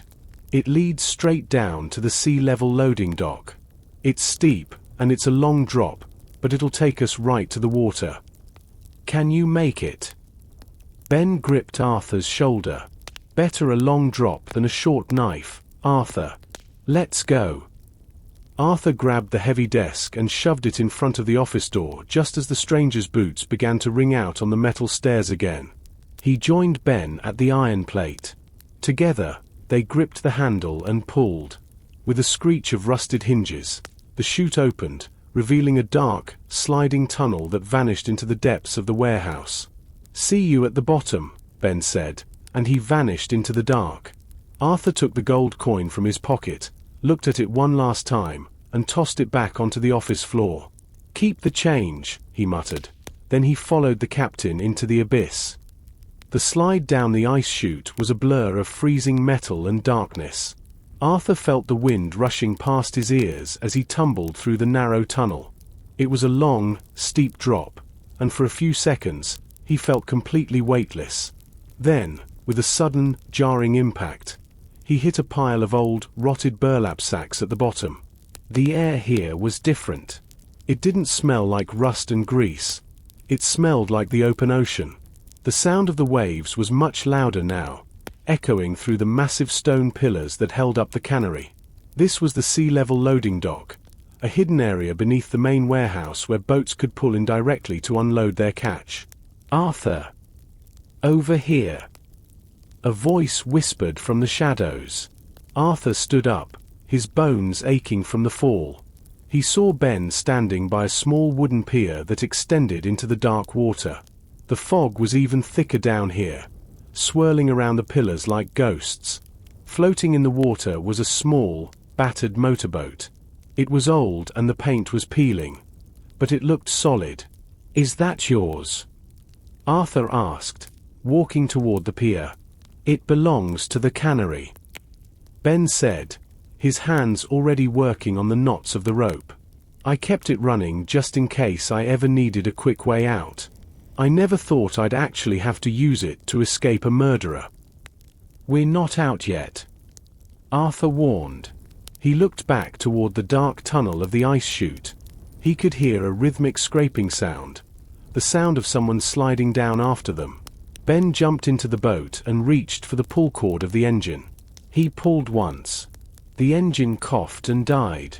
He pulled again. Silence. "Come on, you old bucket of bolts," Ben hissed, his face tight with tension. At that moment, a figure emerged from the darkness of the chute. The tall stranger stepped out onto the sacks, his long black coat perfectly clean despite the slide. He held the silver dagger in his right hand, the blade catching a stray beam of moonlight. He didn't look angry, he looked bored, as if this were all a very tedious game. "You have caused a great deal of trouble for such an old man, Arthur," the stranger said. He began to walk down the pier, his steps slow and deliberate. "But the game ends here. The collection is more important than your lives." Arthur stood his ground on the edge of the pier, blocking the way to the boat. He didn't have a weapon, but he had his wits. "The collection is already gone, friend. I called the state police from my house before I left. They're 5 miles out. Why do you think Miller was so nervous?" The stranger stopped. His eyes flickered toward the road above the warehouse. For the first time, a shadow of doubt crossed his face. The boat's engine roared to life, sending a cloud of blue smoke into the fog. Ben looked up, a triumphant grin on his face. "Get in, Arthur. Now." The stranger realized the lie instantly. He lunged forward, the silver blade aimed at Arthur's chest. Arthur dived to the side, his boots slipping on the wet wood of the pier. He felt the cold air of the blade pass inches from his ribs. As he fell, he grabbed a heavy iron rowing oar that was leaning against a post and swung it with everything he had. The oar caught the stranger across the shins. With a sharp cry of pain, the tall man lost his balance and tumbled off the edge of the pier into the freezing, churning water of the bay. Arthur didn't wait to see him surface. He scrambled into the boat as Ben pushed off from the pier. The little motorboat sped out into the fog, leaving the dark silhouette of the old cannery behind. "Where to, Captain?" Arthur asked, gasping for air. Ben looked out at the dark horizon, the wind whipping through his grey hair. "We go to the next town. We find a phone that doesn't belong to a mayor, and we bring the real law back to Blue Bay." Arthur leaned back against the wooden seat and looked at the distant cliffs. The mystery of the iron key and the gold coin was finally coming to an end.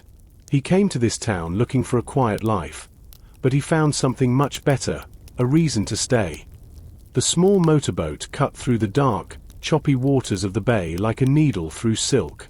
The engine's rhythm was a comforting steady heartbeat against the chaotic roar of the wind. Arthur sat in the bow, his eyes scanning the thick curtain of fog for any signs of pursuit. Behind him, Captain Ben gripped the tiller, his face set in a mask of grim determination. The bruises on the captain's face looked like dark shadows in the moonlight, but his hands were steady. "How are you holding up, Ben?" Arthur shouted over the engine. "I've had worse nights at sea, Arthur." Ben replied, his voice a low growl. "But usually, the monsters have gills, not expensive black coats. I can't believe George. I knew he was desperate to fix the town's budget, but I didn't think he'd sell our souls to a man like that." Arthur nodded, looking back at the disappearing silhouette of the old cannery. The promise of gold does strange things to men who are afraid of being forgotten. He thought he was saving Blue Bay, but he was just burying it in a deeper hole. Ben sighed, the spray of the salt water catching in his beard. "That gold, it's not from any wreck I've ever seen, Arthur. I found the entrance to that cave after a massive storm shifted the sandbars last year. I thought it was just a few old coins at first, but when I went deeper, I saw things that haven't seen the sun in 300 years. Crowns, jewelry, armor. It's the Almoran hoard. Legend said it was lost when the Santa Maria hit the teeth in 1642. Arthur's eyebrows shot up. The Santa Maria. That's not just a legend. That's a museum's dream. No wonder the stranger was so desperate. He's not just a thief. He's an international smuggler. He probably has buyers lined up from London to Tokyo. He told me if I didn't move it, Martha would pay the price. Ben whispered, his voice cracking. I had to do it, Arthur. I didn't have a choice. You did the right thing by trying to stop, Ben. Arthur said firmly. And now, we're going to make sure that gold goes where it belongs. Not to a smuggler, and not to a corrupt mayor. They traveled in silence for a while, the boat bouncing over the swells. The fog began to thin as they moved further from the cliffs. In the distance, a few twinkling lights appeared on the horizon. It wasn't Blue Bay, it was St. Jude's Landing, a larger fishing village 10 miles to the north. St. Jude's has a proper police precinct. Ben said. And I know the chief there. He's an honest man. He won't take orders from George. Arthur checked his watch. It was nearly 2 a.m. We land, we call the authorities, and we get a medical team for you. Then, we head back with reinforcements. But as Arthur looked behind them one last time, he saw something that made his blood run cold. A single, powerful searchlight cut through the fog, sweeping the water behind them. A high-speed pursuit boat was gaining ground, its engine a high-pitched scream that drowned out their own. The stranger wasn't finished yet. Ben, we have company. Arthur yelled, pointing toward the sweeping light. Ben didn't need to look. He could hear the whine of the high-speed engine. That's the mayor's patrol boat. Miller must have woken up and jumped behind the wheel. They're twice as fast as us. Can we reach the pier in time? Arthur asked, gripping the side of the boat as Ben banked hard to the left, trying to use the remaining patches of fog as cover. It'll be close. Ben grunted. The entrance to St. Jude's Harbor is narrow. If I can get us behind the breakwater, they won't be able to see us clearly. There are hundreds of boats moored there. We can disappear in the crowd. The searchlight grew brighter, reflecting off the white foam of their wake. A voice boomed over a loudspeaker, distorted by the wind but unmistakably Miller's. Captain Ben. Shut down your engine and come about. This is the police. The irony is almost too much to handle. Arthur muttered. The pursuit boat was only 50 yards away now. Arthur could see the dark shape of the hull. Suddenly, a bright flash erupted from the pursuit boat, followed by a gunshot. A small fountain of water erupted just to the right of their motor. They're shooting at us. Ben shouted in disbelief. In a public harbor. They're desperate.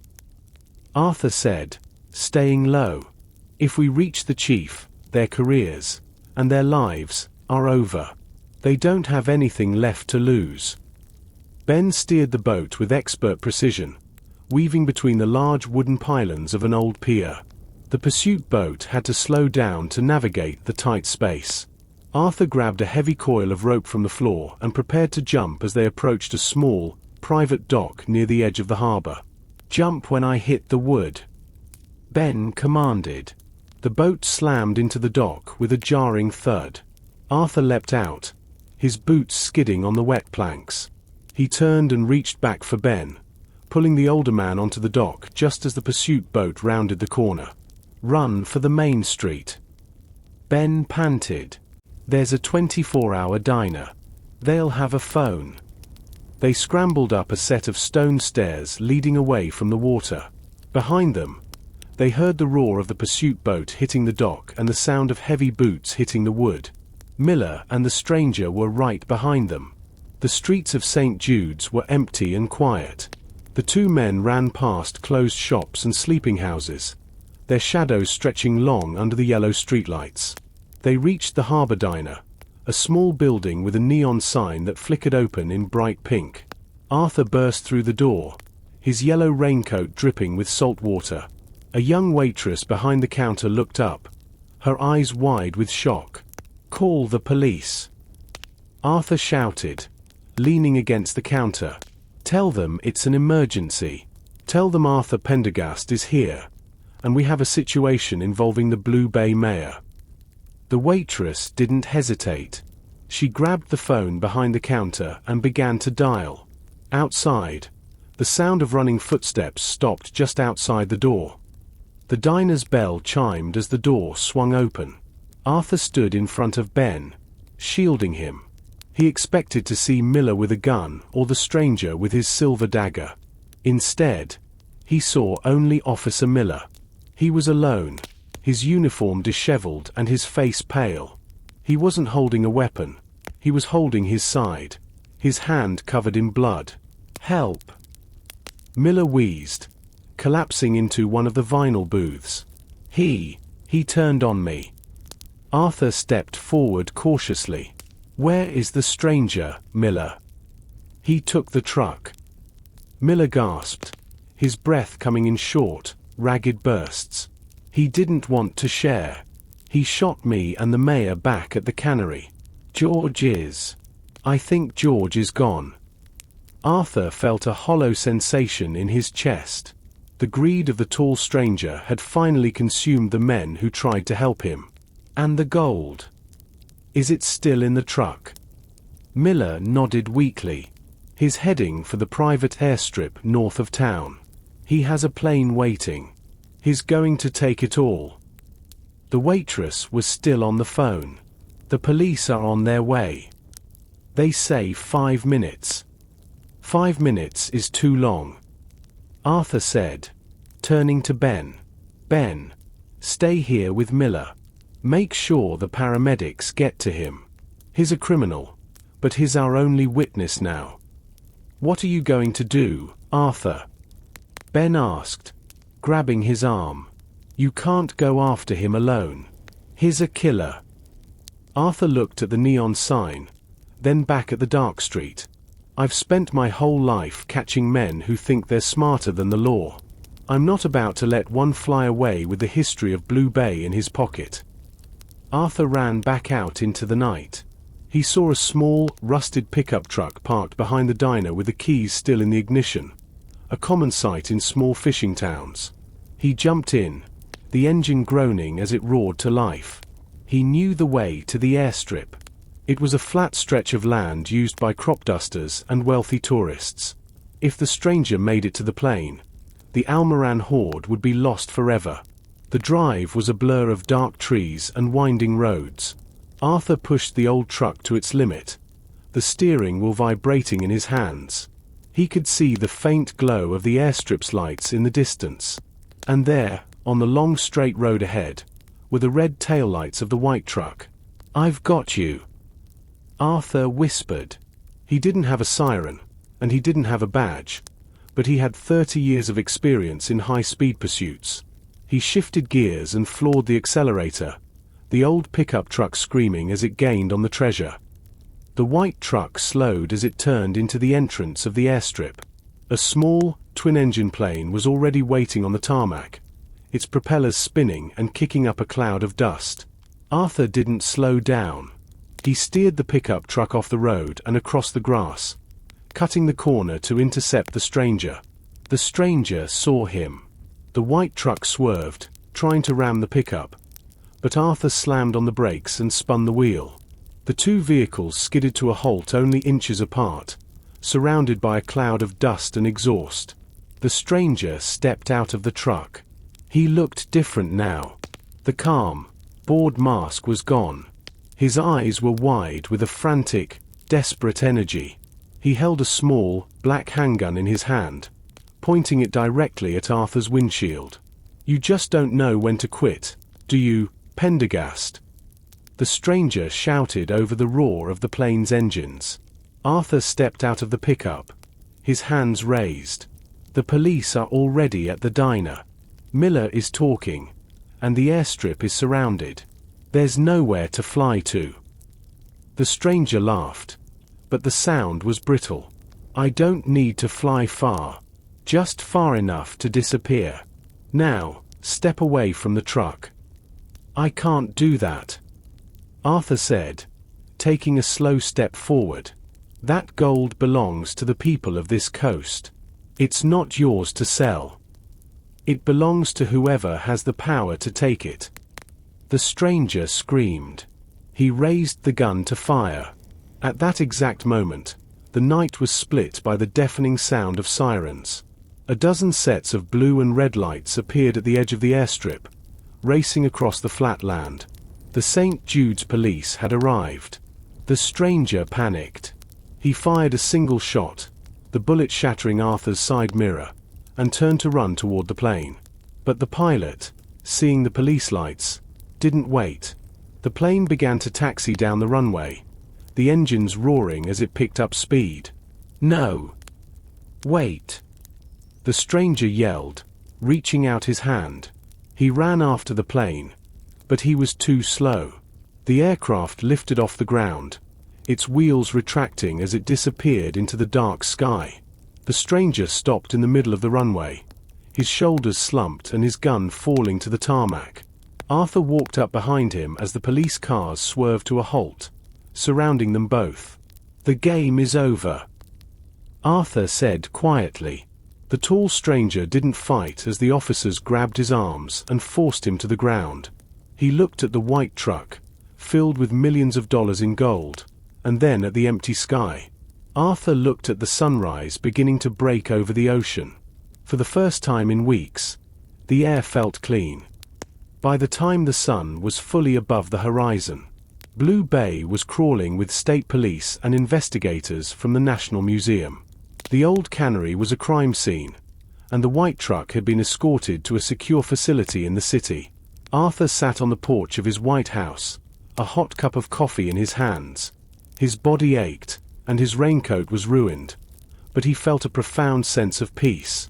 Ben and Martha walked up the path, holding hands. Ben's face was bandaged, and he walked with a slight limp, but he was smiling. "The doctors say I'll be fine," Ben said, sitting on the steps. "And Martha hasn't let go of my hand for 4 hours. I'm never letting go again," Martha said, her eyes shining. "Arthur, we don't know how to thank you. You saved his life. You saved our town. I just wanted a quiet retirement," Arthur teased, a small smile playing on his lips. "I think I might have failed at that." The town council met this morning. Ben added, "George is in the hospital, but he's under arrest. Miller is cooperating with the feds. They're calling for a special election. Sarah wants to run for mayor." "Sarah would be perfect," Arthur agreed. "She's the only one who actually knows what's going on in this town." As they talked, a black car pulled up to the gate. A woman in a sharp gray suit stepped out. She was carrying a small, locked wooden box. She walked up to the porch and looked at Arthur. "Mr. Pendergast, I'm Director Halloway from the Maritime Museum. We've finished the initial inventory of the Almoran hoard." "And?" Arthur asked. "It's the most significant find in a century," she said, her voice full of awe. "But we found something strange. This box was tucked behind the driver's seat of the truck. It has a very specific lock. We were told you might have the key." Arthur reached into his pocket and pulled out the old iron key. He looked at Ben, who nodded. Arthur inserted the key into the box. It turned with a smooth, silent motion. He lifted the lid. Inside, there were no gold coins or ruby-encrusted crowns. There was only a single, weathered leather journal and a small, dried rose.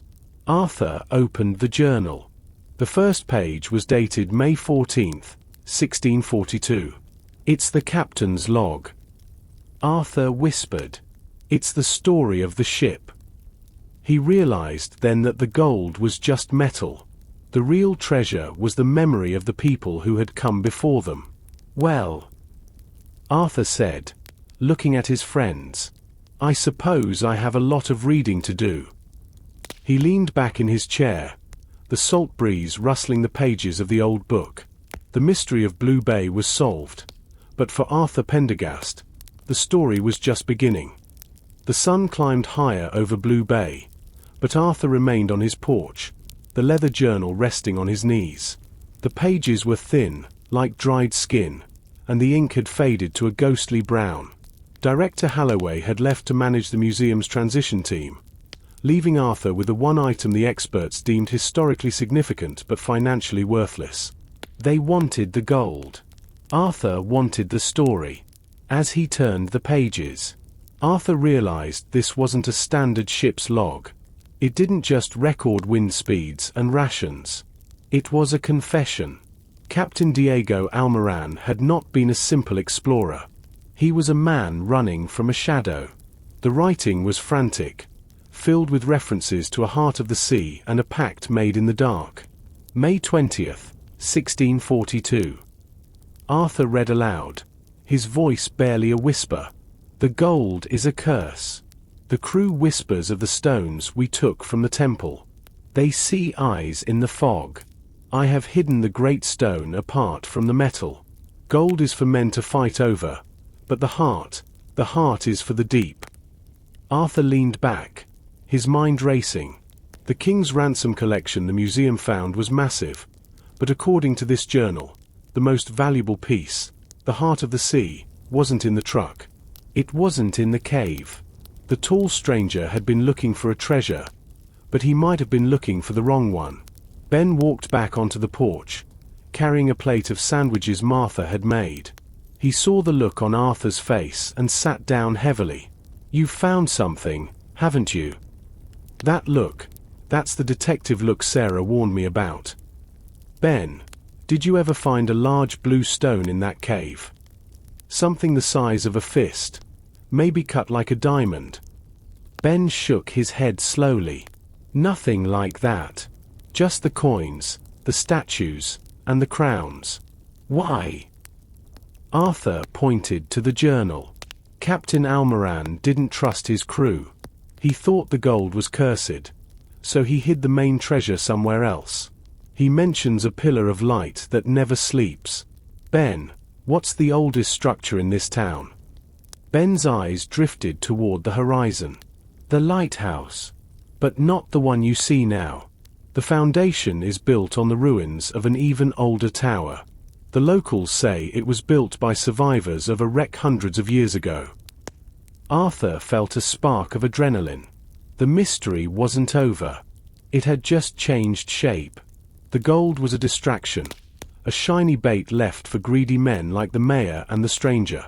The true prize was still out there, hidden in the bones of Blue Bay. I need to get back into that lighthouse, Arthur said, standing up. And this time, I'm not looking for a lantern. I'm looking for the heart. The old lighthouse looked different in the afternoon sun. The grey stones didn't seem ghostly anymore. They looked weary, as if they were tired of holding up the sky. Arthur and Ben stood at the base, the heavy iron key back in Arthur's hand. The police tape from the night before fluttered in the breeze. But the investigators had already moved their focus to the cannery. Are you sure about this, Arthur? Ben asked, checking the bandage on his arm. The state police said this building is structurally unsound. I've spent my life walking into buildings that were unsound, Ben. Usually, that's where people hide the things they don't want found. They entered the ground floor. The dust motes danced in the shafts of light coming through the narrow windows. Arthur didn't look up at the spiral staircase this time. He looked down. He remembered the journal's mention of the deep. If the lighthouse was built on older ruins, the secret wouldn't be at the top. It would be in the roots. Arthur began tapping the floor with the butt of his heavy flashlight.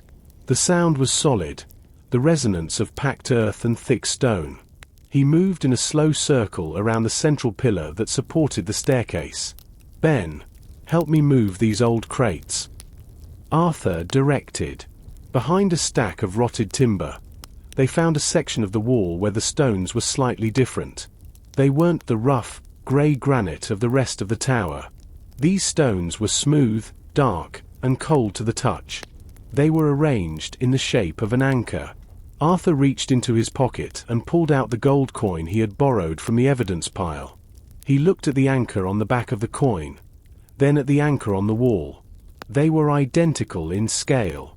Look here, Arthur said, pointing to the center of the stone anchor. There was a small, circular indentation. It wasn't a keyhole. It was a press fit. Arthur pressed the gold coin into the hole. For a moment, nothing happened. Then, a deep, grinding sound echoed through the chamber. The floor beneath the staircase didn't open, but a single, massive stone in the wall slid back, revealing a narrow, descending staircase made of black rock. The journal was right. Arthur whispered.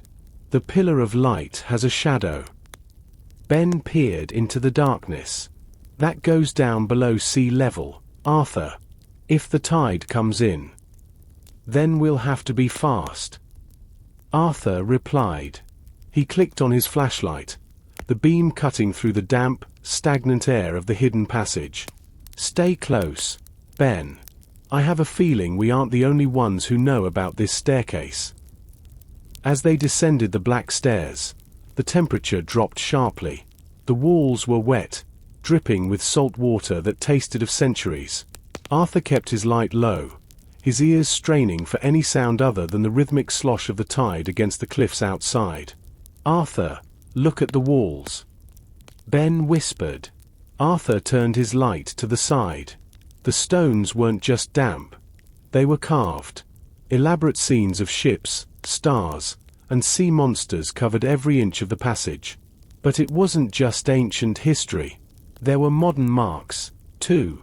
Fresh scratches in the stone, and the faint smell of tobacco smoke. Someone has been here recently, Arthur said, his hand instinctively reaching for the heavy ore he'd brought along for protection. They reached the bottom of the stairs and entered a small, circular chamber. In the center was a stone table, and around it sat 4 high-backed chairs made of dark, water-resistant wood. It looked like a boardroom for ghosts. On the table lay a map of the world, but the borders were all wrong. It was a map of trade routes, illegal ones. This isn't just a hiding place for a gem, Arthur realized, picking up a small wooden seal from the table. The seal bore the mark of an anchor entwined with a serpent. This is a meeting place. The Order of the Anchor. I've heard stories, Ben said, his voice trembling. My grandfather used to talk about a secret group that controlled the shipping in Blue Bay. He said they were the ones who decided who fished and who stayed in port. I thought it was just old man talk. It's not just talk, Ben. The tall stranger wasn't working alone. He was a contractor for these people. The mayor wasn't just trying to fix the town budget. He was a member of this order. He was paying his dues. Suddenly, the sound of the sliding stone door above them echoed through the chamber. It had been closed from the outside. Arthur ran to the stairs, but it was too late. The passage was sealed. A small speaker, hidden in the shadows of the ceiling, crackled to life. A voice, smooth and aristocratic, filled the room. Mr. Pendergast, you are a remarkably persistent man. It's a shame your curiosity has led you to a place from which there is no exit. The Almoran collection was a significant asset, but the heart belongs to the Order.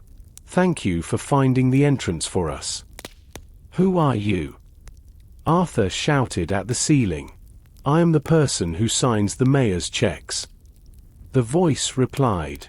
And you, Arthur, are a retired detective who is about to have a very quiet, very permanent retirement. The sound of rushing water began to fill the room. The Order had opened the sea gates.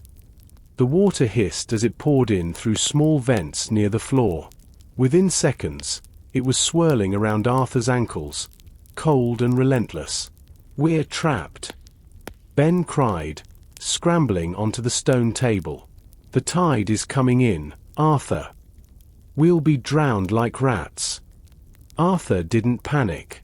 He had been in tighter spots than this. He turned his flashlight toward the ceiling, looking for a vent or a secondary exit. The Order wouldn't build a meeting room with only one way out. That's not how secret societies work. They always have a Judas door for when the police come knocking. He began inspecting the stone chairs. 3 of them were bolted to the floor, but the 4th, the one at the head of the table, wobbled slightly. Arthur grabbed the back of the chair and pulled. It didn't move. He pushed. Nothing. Then, he remembered the seal on the table.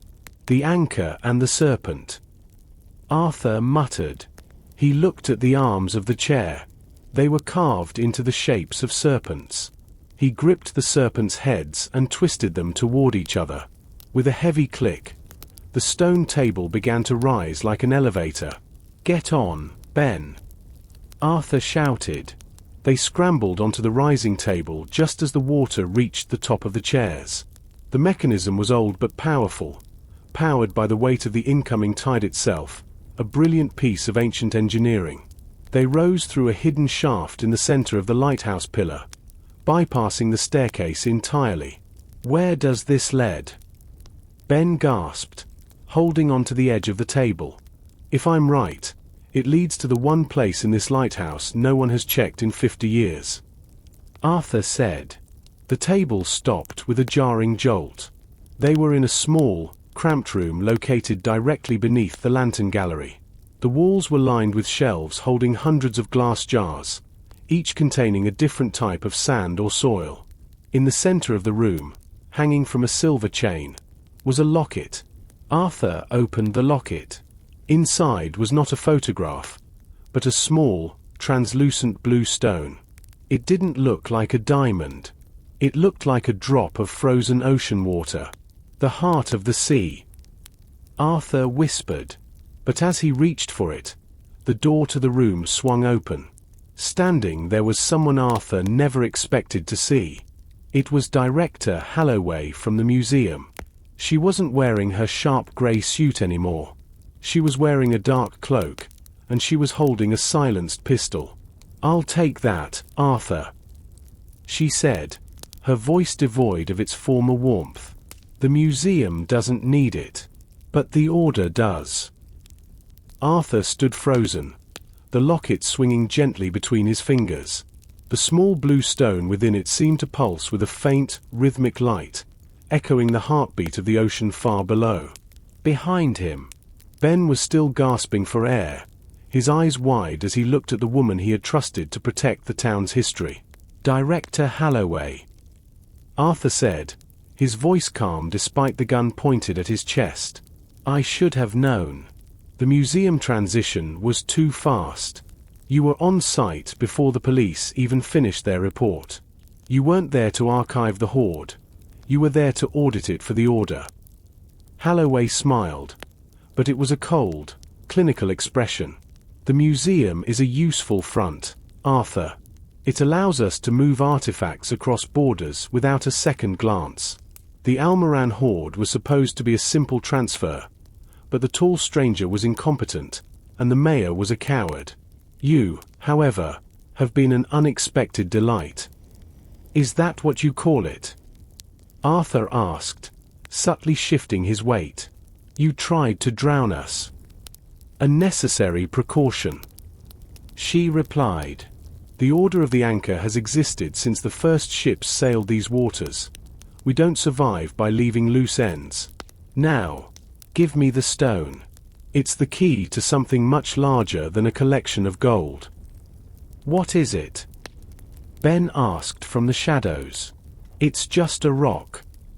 "It's not just a rock, Captain," Halloway said, her eyes fixed on the blue light. "It's a navigation tool. A master compass. With this stone and the maps we recovered from the cannery, we can find the rest of the Almoran fleet. There are 5 more ships out there, Arthur. 5 more ships filled with the wealth of an empire." Arthur looked at the stone, then at the director. He realized that the gold they had found was only the tip of the iceberg. The Order wasn't just a group of local smugglers. They were a global syndicate hunting for lost history. "If I give you this," Arthur said, holding out the locket, "what happens to us?" "You get your quiet retirement," Halloway said. "In a different town. With a different name. We'll provide the funds, of course. We value talent, Arthur. You could be an asset to us. Arthur looked at Ben. He saw the bruises on the captain's face, the fear in his eyes, and the stubborn pride that kept him standing. Then he looked back at the director. I've spent 30 years putting people like you behind bars, Director. Arthur said. I think I'm too old to change my career path now. With a sudden, violent motion, Arthur didn't hand her the locket. He threw it, not at her, but toward the open window of the lighthouse. Holloway's eyes followed the blue streak of light. In that split second of distraction, Arthur lunged. He didn't go for the gun. He grabbed a heavy jar of sand from the shelf and smashed it against the floor at her feet. A cloud of fine, white dust exploded into the room, blinding the director. She fired a shot, the bullet whining off a metal shelf, but Arthur had already tackled her to the ground. Ben! The gun! Arthur shouted. The struggle was brief but intense. Holloway was younger and stronger, but Arthur had the desperation of a man fighting for his home. Ben dove into the cloud of dust and grabbed the director's wrist, twisting it until the pistol clattered to the floor. Arthur pinned Holloway's arms behind her back. It's over, Director. The Order is about to lose its most valuable member. You think this stops with me? Holloway spat, her face covered in dust. I'm just a branch, Arthur. The roots go deeper than you can imagine. Then I guess I'll just have to keep digging. Arthur replied. The dust from the shattered sand jar slowly settled, coating the floor in a fine, white powder that resembled a layer of winter frost. Arthur kept a firm grip on Director Holloway's wrists. She had stopped fighting, her body going limp with a cold, calculated resignation. Her eyes, however, remained sharp, darting toward the open window where the blue locket had supposedly fallen. Check the window, Ben. Arthur commanded, his breathing heavy. Ben moved to the ledge and looked out. He started to laugh, a low, relieved sound that filled the cramped room. It didn't fall to the sea, Arthur. It's caught on a rusted lightning rod just 3 feet down. It's swinging there like a pendulum. Good, Arthur said, turning his attention back to Holloway. It seems luck is on the side of the retired director, not the Order. Within 20 minutes, the sound of sirens once again echoed through the salt-choked air of Blue Bay. This time, it wasn't just the local police or the compromised Officer Miller.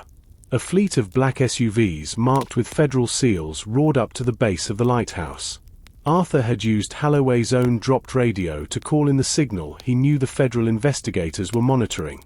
A tall woman in a dark tactical vest burst into the room. This was Agent Vance, an old contact of Arthur's from his days in the city.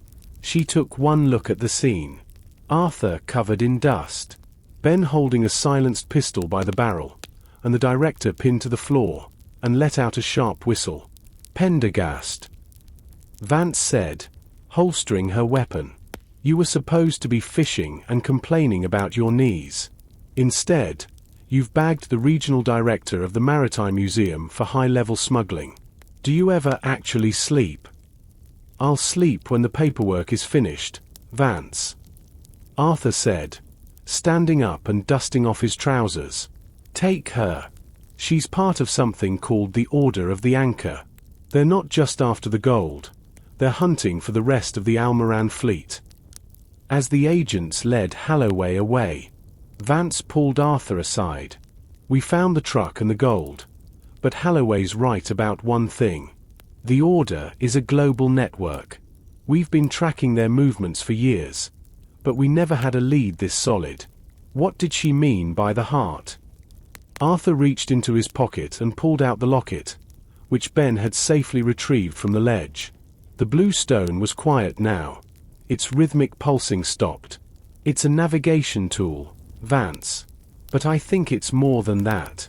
It's a key to a history we haven't even begun to write. Vance looked at the stone with a mixture of awe and professional suspicion. I need to take this for evidence, Arthur. Not yet. Arthur said, his eyes turning toward the sea. The journal mentioned 5 more ships. If the order is as big as you say, they'll have more people on the way. I need 24 hours with this stone and the captain's journal. If I can find the coordinates for the next ship, we can set a trap. Vance hesitated, then nodded. 24 hours. After that, you're officially a civilian again. Arthur sat in his kitchen, the blue stone resting in the center of the table. The captain's journal was open to the final page. He had been staring at the 2 objects for hours, trying to find the connection. The text mentioned the light that never sleeps, but it also spoke of the shadow of the moon at noon. It's a riddle, Ben, Arthur said, not looking up as the captain walked in with a fresh pot of coffee. And I hate riddles. They're just lies dressed in fancy clothes. My grandfather used to say that the old sailors didn't use maps made of paper. Ben said, sitting across from him. They used maps made of light. They'd hold stones up to the stars to find their way home. Arthur froze. He picked up the blue stone. It was translucent, with strange, internal facets that didn't follow the usual rules of geometry. He walked over to the window where the morning sun was streaming in. He held the stone up to the light. Nothing happened. The light passed through the stone and created a simple blue smudge on the opposite wall. Maybe it's not the sun, Arthur muttered. He looked at the journal again. The shadow of the moon at noon. Ben, do we have a powerful lamp? Not a flashlight, but a focused beam. Ben ran to his truck and returned with a heavy-duty spotlight used for night fishing. Arthur closed the curtains, plunging the kitchen into artificial night. He placed the blue stone on a glass coaster and turned on the spotlight, aiming it directly through the heart of the gem. The effect was instantaneous. The light didn't just pass through. It was refracted into a complex, glowing web of lines that projected across the kitchen walls. It looked like a spiderweb made of neon. It's a star chart, Ben whispered, leaning closer. Look there. That's the Southern Cross. And there, that's the dragon's teeth. Arthur followed the lines. The projection showed the coastline of Blue Bay, but with one major difference. There was a glowing red dot positioned precisely 3 miles north of the lighthouse, in an area of the ocean known as the Widow's Graveyard. That's where the second ship is, Arthur said, his voice grim. But look at the depth markers in the projection. It's not on the sea floor. It's inside a submerged cavern. The Widow's Graveyard is suicide, Ben warned. The currents there can pull a ship under in seconds.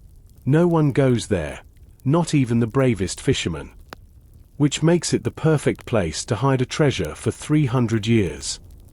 Arthur replied. And if we can see this map, you can bet the Order has another way to find it. We need a boat, Ben. A fast one. I know just the one, Ben said, a spark of adventure returning to his eyes. But we're going to need more than just a boat. We're going to need a miracle. The water at the Widow's Graveyard was a churning, violent shade of charcoal. Even on a clear day, the waves here seemed to move with a mind of their own, clashing against the jagged black rocks that poked out of the surf like the ribs of a dead giant. Arthur and Ben were aboard the Siren's Call, a refurbished racing boat Ben had borrowed from a cousin in St. Jude's. It was sleek, powerful, and sat low in the water. Arthur held the blue stone, watching as it began to pulse again, the rhythm matching the heavy thud of the waves against the hull. The pulse is getting faster, Arthur shouted over the roar of the twin engines. We're close, Ben. I can't get any closer to the rocks, Ben yelled back, his knuckles white on the steering wheel. The current is trying to pull us into the teeth of the cliff. Arthur looked at the cliff face. It was a sheer wall of black basalt, rising 100 feet into the air. According to the light map, the entrance to the cavern should be right in front of them. But all he saw was solid stone. Wait, Arthur said, squinting through his binoculars. "Look at the way the water is swirling at the base. It's not hitting the rock and bouncing back. It's being sucked in." He saw it then, a narrow slit in the stone, barely wide enough for a boat, hidden behind a constant curtain of sea spray. It was an intake, a natural throat in the cliff that opened only when the tide was at a specific height. "There. Take us in." "You're crazy, Arthur. If the tide shifts, we'll be crushed." "Trust the stone, Ben. It's leading us home." Ben gritted his teeth and floored the accelerator. The siren's call leaped forward, the bow rising out of the water. They hit the curtain of spray, and for a second, the world was nothing but white noise and blinding foam.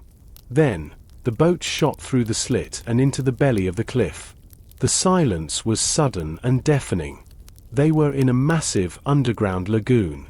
The ceiling was high, covered in glowing bioluminescent moss that cast a ghostly green light over the water.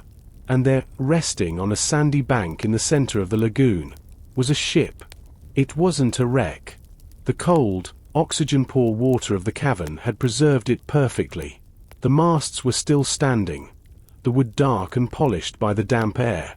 It was the second sister, the pride of the Almoran fleet. "My God," Ben whispered, cutting the engines. "It's beautiful." But the beauty was interrupted by a familiar, high-pitched whine. Another boat was entering the cavern behind them. A sleek, black tactical craft filled with men in dark uniforms. The Order had found them. "Get to the ship." Arthur yelled as the first shots rang out, the bullets pinging off the metal frame of the siren's call. Ben steered the boat toward the sandy bank, grounding it with a violent jolt. They scrambled out and ran toward the wooden hull of the second sister. The sand was deep and heavy, making every step a struggle. The Order's boat hit the bank seconds later. 6 men jumped out, led by a man Arthur recognized from the files Vance had shown him.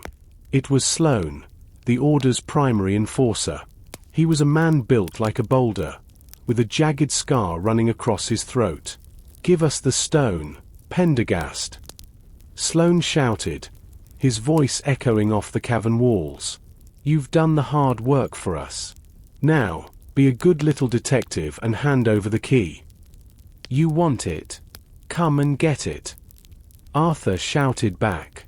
He and Ben climbed the rotted rope ladder hanging from the side of the ancient ship, disappearing over the railing just as a volley of gunfire chewed up the wood behind them. The deck of the second sister felt solid beneath Arthur's boots. It smelled of ancient spices and old, forgotten dreams. He and Ben ducked behind a heavy wooden capstan. "We can't win a gunfight, Arthur," Ben panted. "They have automatics. We have, well, we have a boat or in your penknife." "We have the ship, Ben," Arthur said, his eyes scanning the deck. "And the Order doesn't know this ship like the captain did. Look there, the cannons." The cannons were still loaded, their black iron muzzles pointed toward the lagoon. They were 300 years old, the powder likely useless, but Arthur wasn't looking to fire them. He was looking at the heavy iron chains that held them in place. "Ben, help me release the pins on the third cannon." As Sloane and his men boarded the ship, their boots thudding on the deck, Arthur and Ben hammered at the rusted iron pins. With a final, heavy blow, the pins snapped.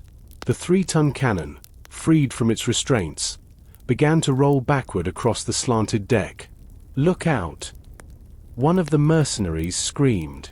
The cannon gained speed, crashing through the wooden railing and falling directly onto the Order's tactical boat. The impact was catastrophic.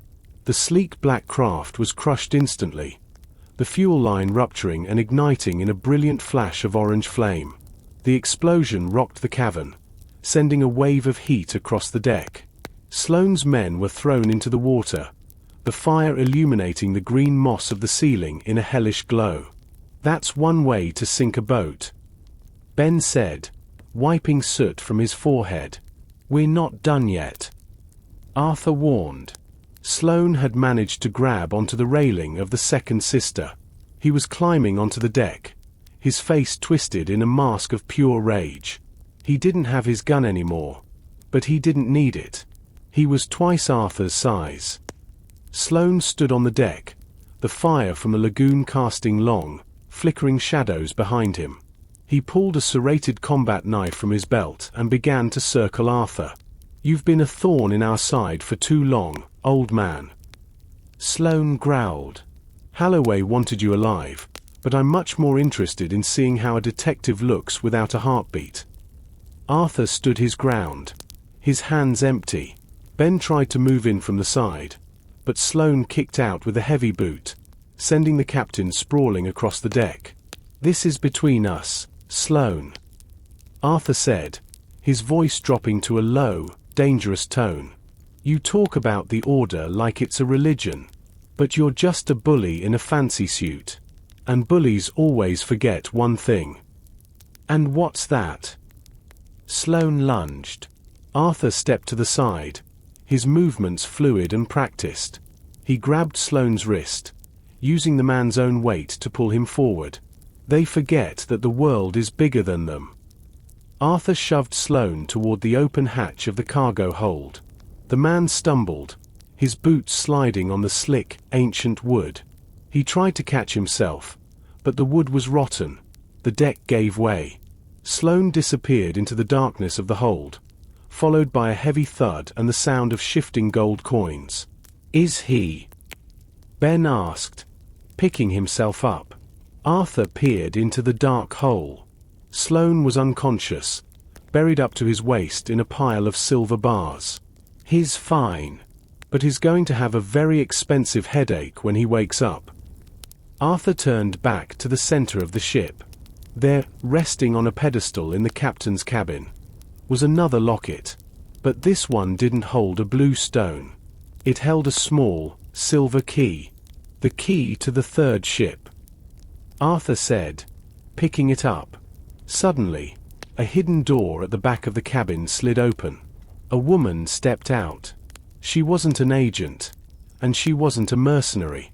She was wearing a simple floral dress and a sun hat. It was Sarah, the cafe owner. She wasn't holding a gun.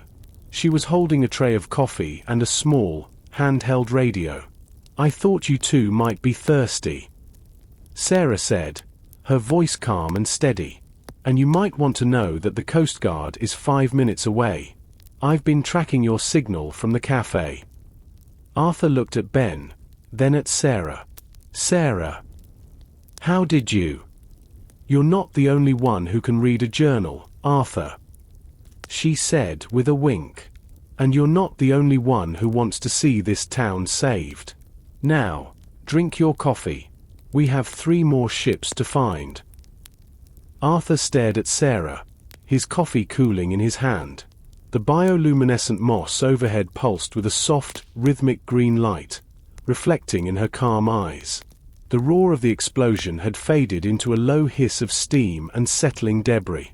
"Sarah," Arthur finally spoke, his voice echoing in the vast cavern. "You didn't just track a signal. You knew exactly where we were going. You knew about the second ship." Sarah sat on a crate of ancient, preserved spices, her floral dress a strange contrast to the dark, damp wood of the second sister. "My family has lived in Blue Bay for 6 generations, Arthur. My great-great-grandfather was the last man to hold the title of the Anchor's Watchman.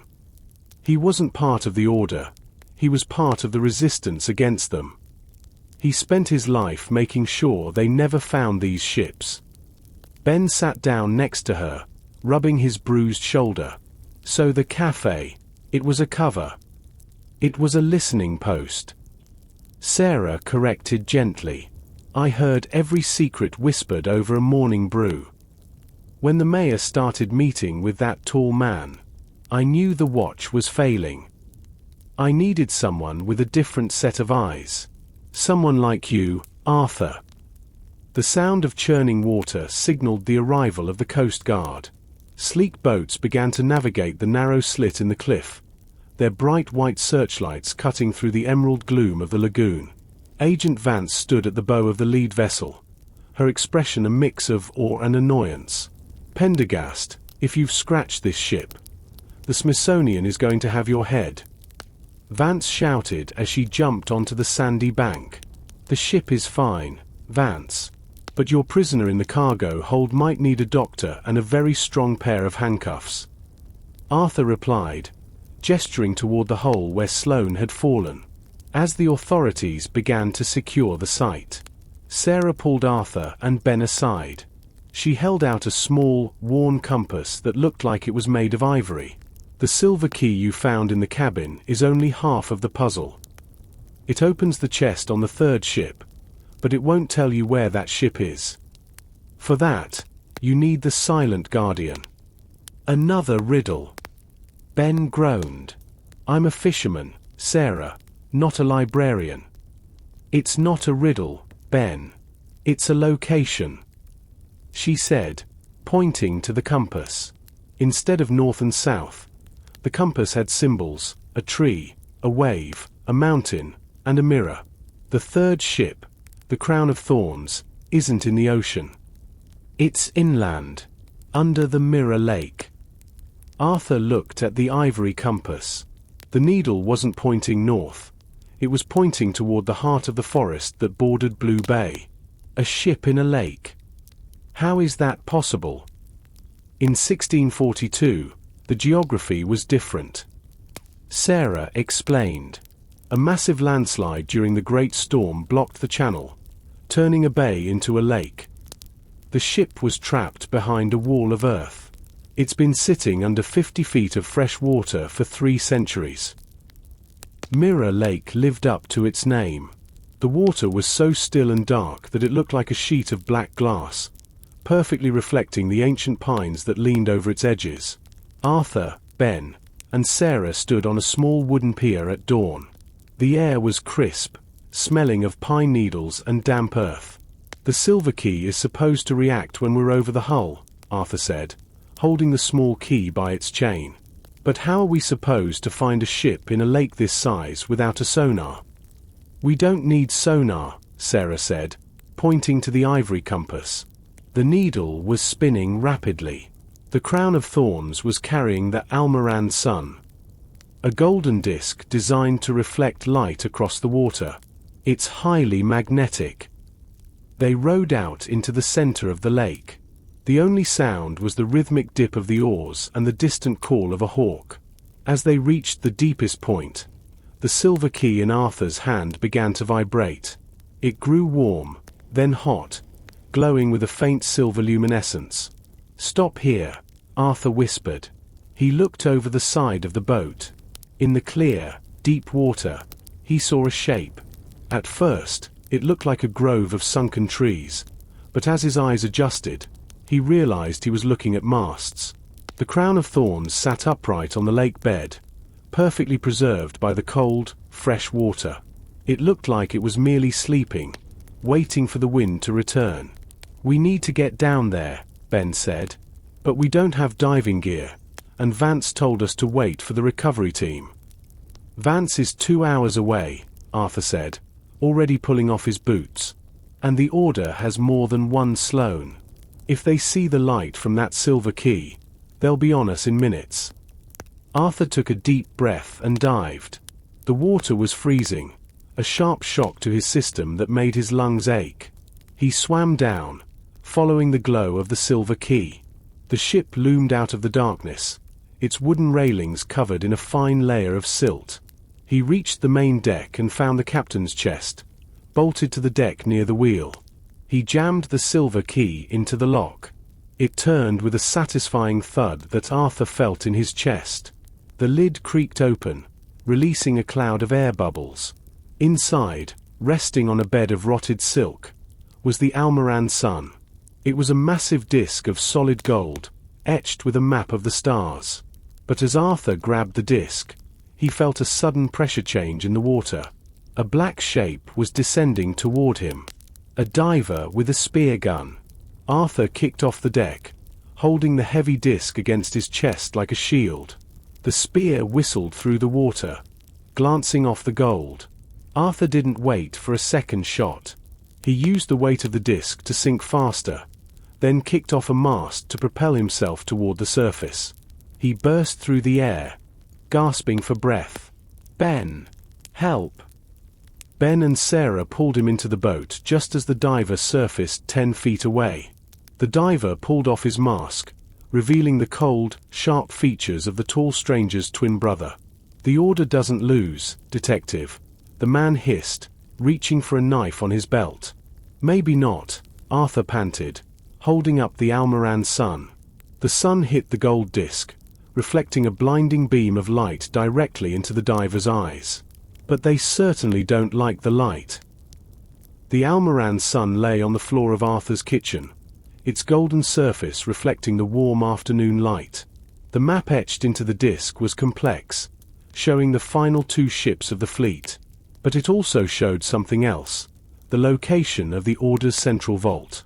"This is it," Sarah said, tracing the lines with her finger. "This is how they've been funding their operations for centuries. It's not just a hoard, it's an ancient bank." Ben looked at the gold, then at his small house in the distance. "Arthur, what happens when this is all over?" "The gold, the ships, they're going to change Blue Bay forever. We'll have tourists, historians, and more people like Holloway." Arthur looked at his friend. He understood the fear. Blue Bay was a sanctuary, a place where time had slowed down. The discovery of the Almoran fleet was a miracle, but miracles often came with a heavy price. "The gold belongs to the world, Ben," Arthur said quietly. "But the secret belongs to the town. We give the museum the ships and the artifacts. But the sun, the map to the vault." Arthur picked up a heavy hammer from his toolkit. Sarah and Ben watched in silence as he held it over the golden disc. "If we give them this map, the Order will be destroyed," Arthur continued. "But the hunt will never end. There will always be another Order, another greedy man looking for the vault.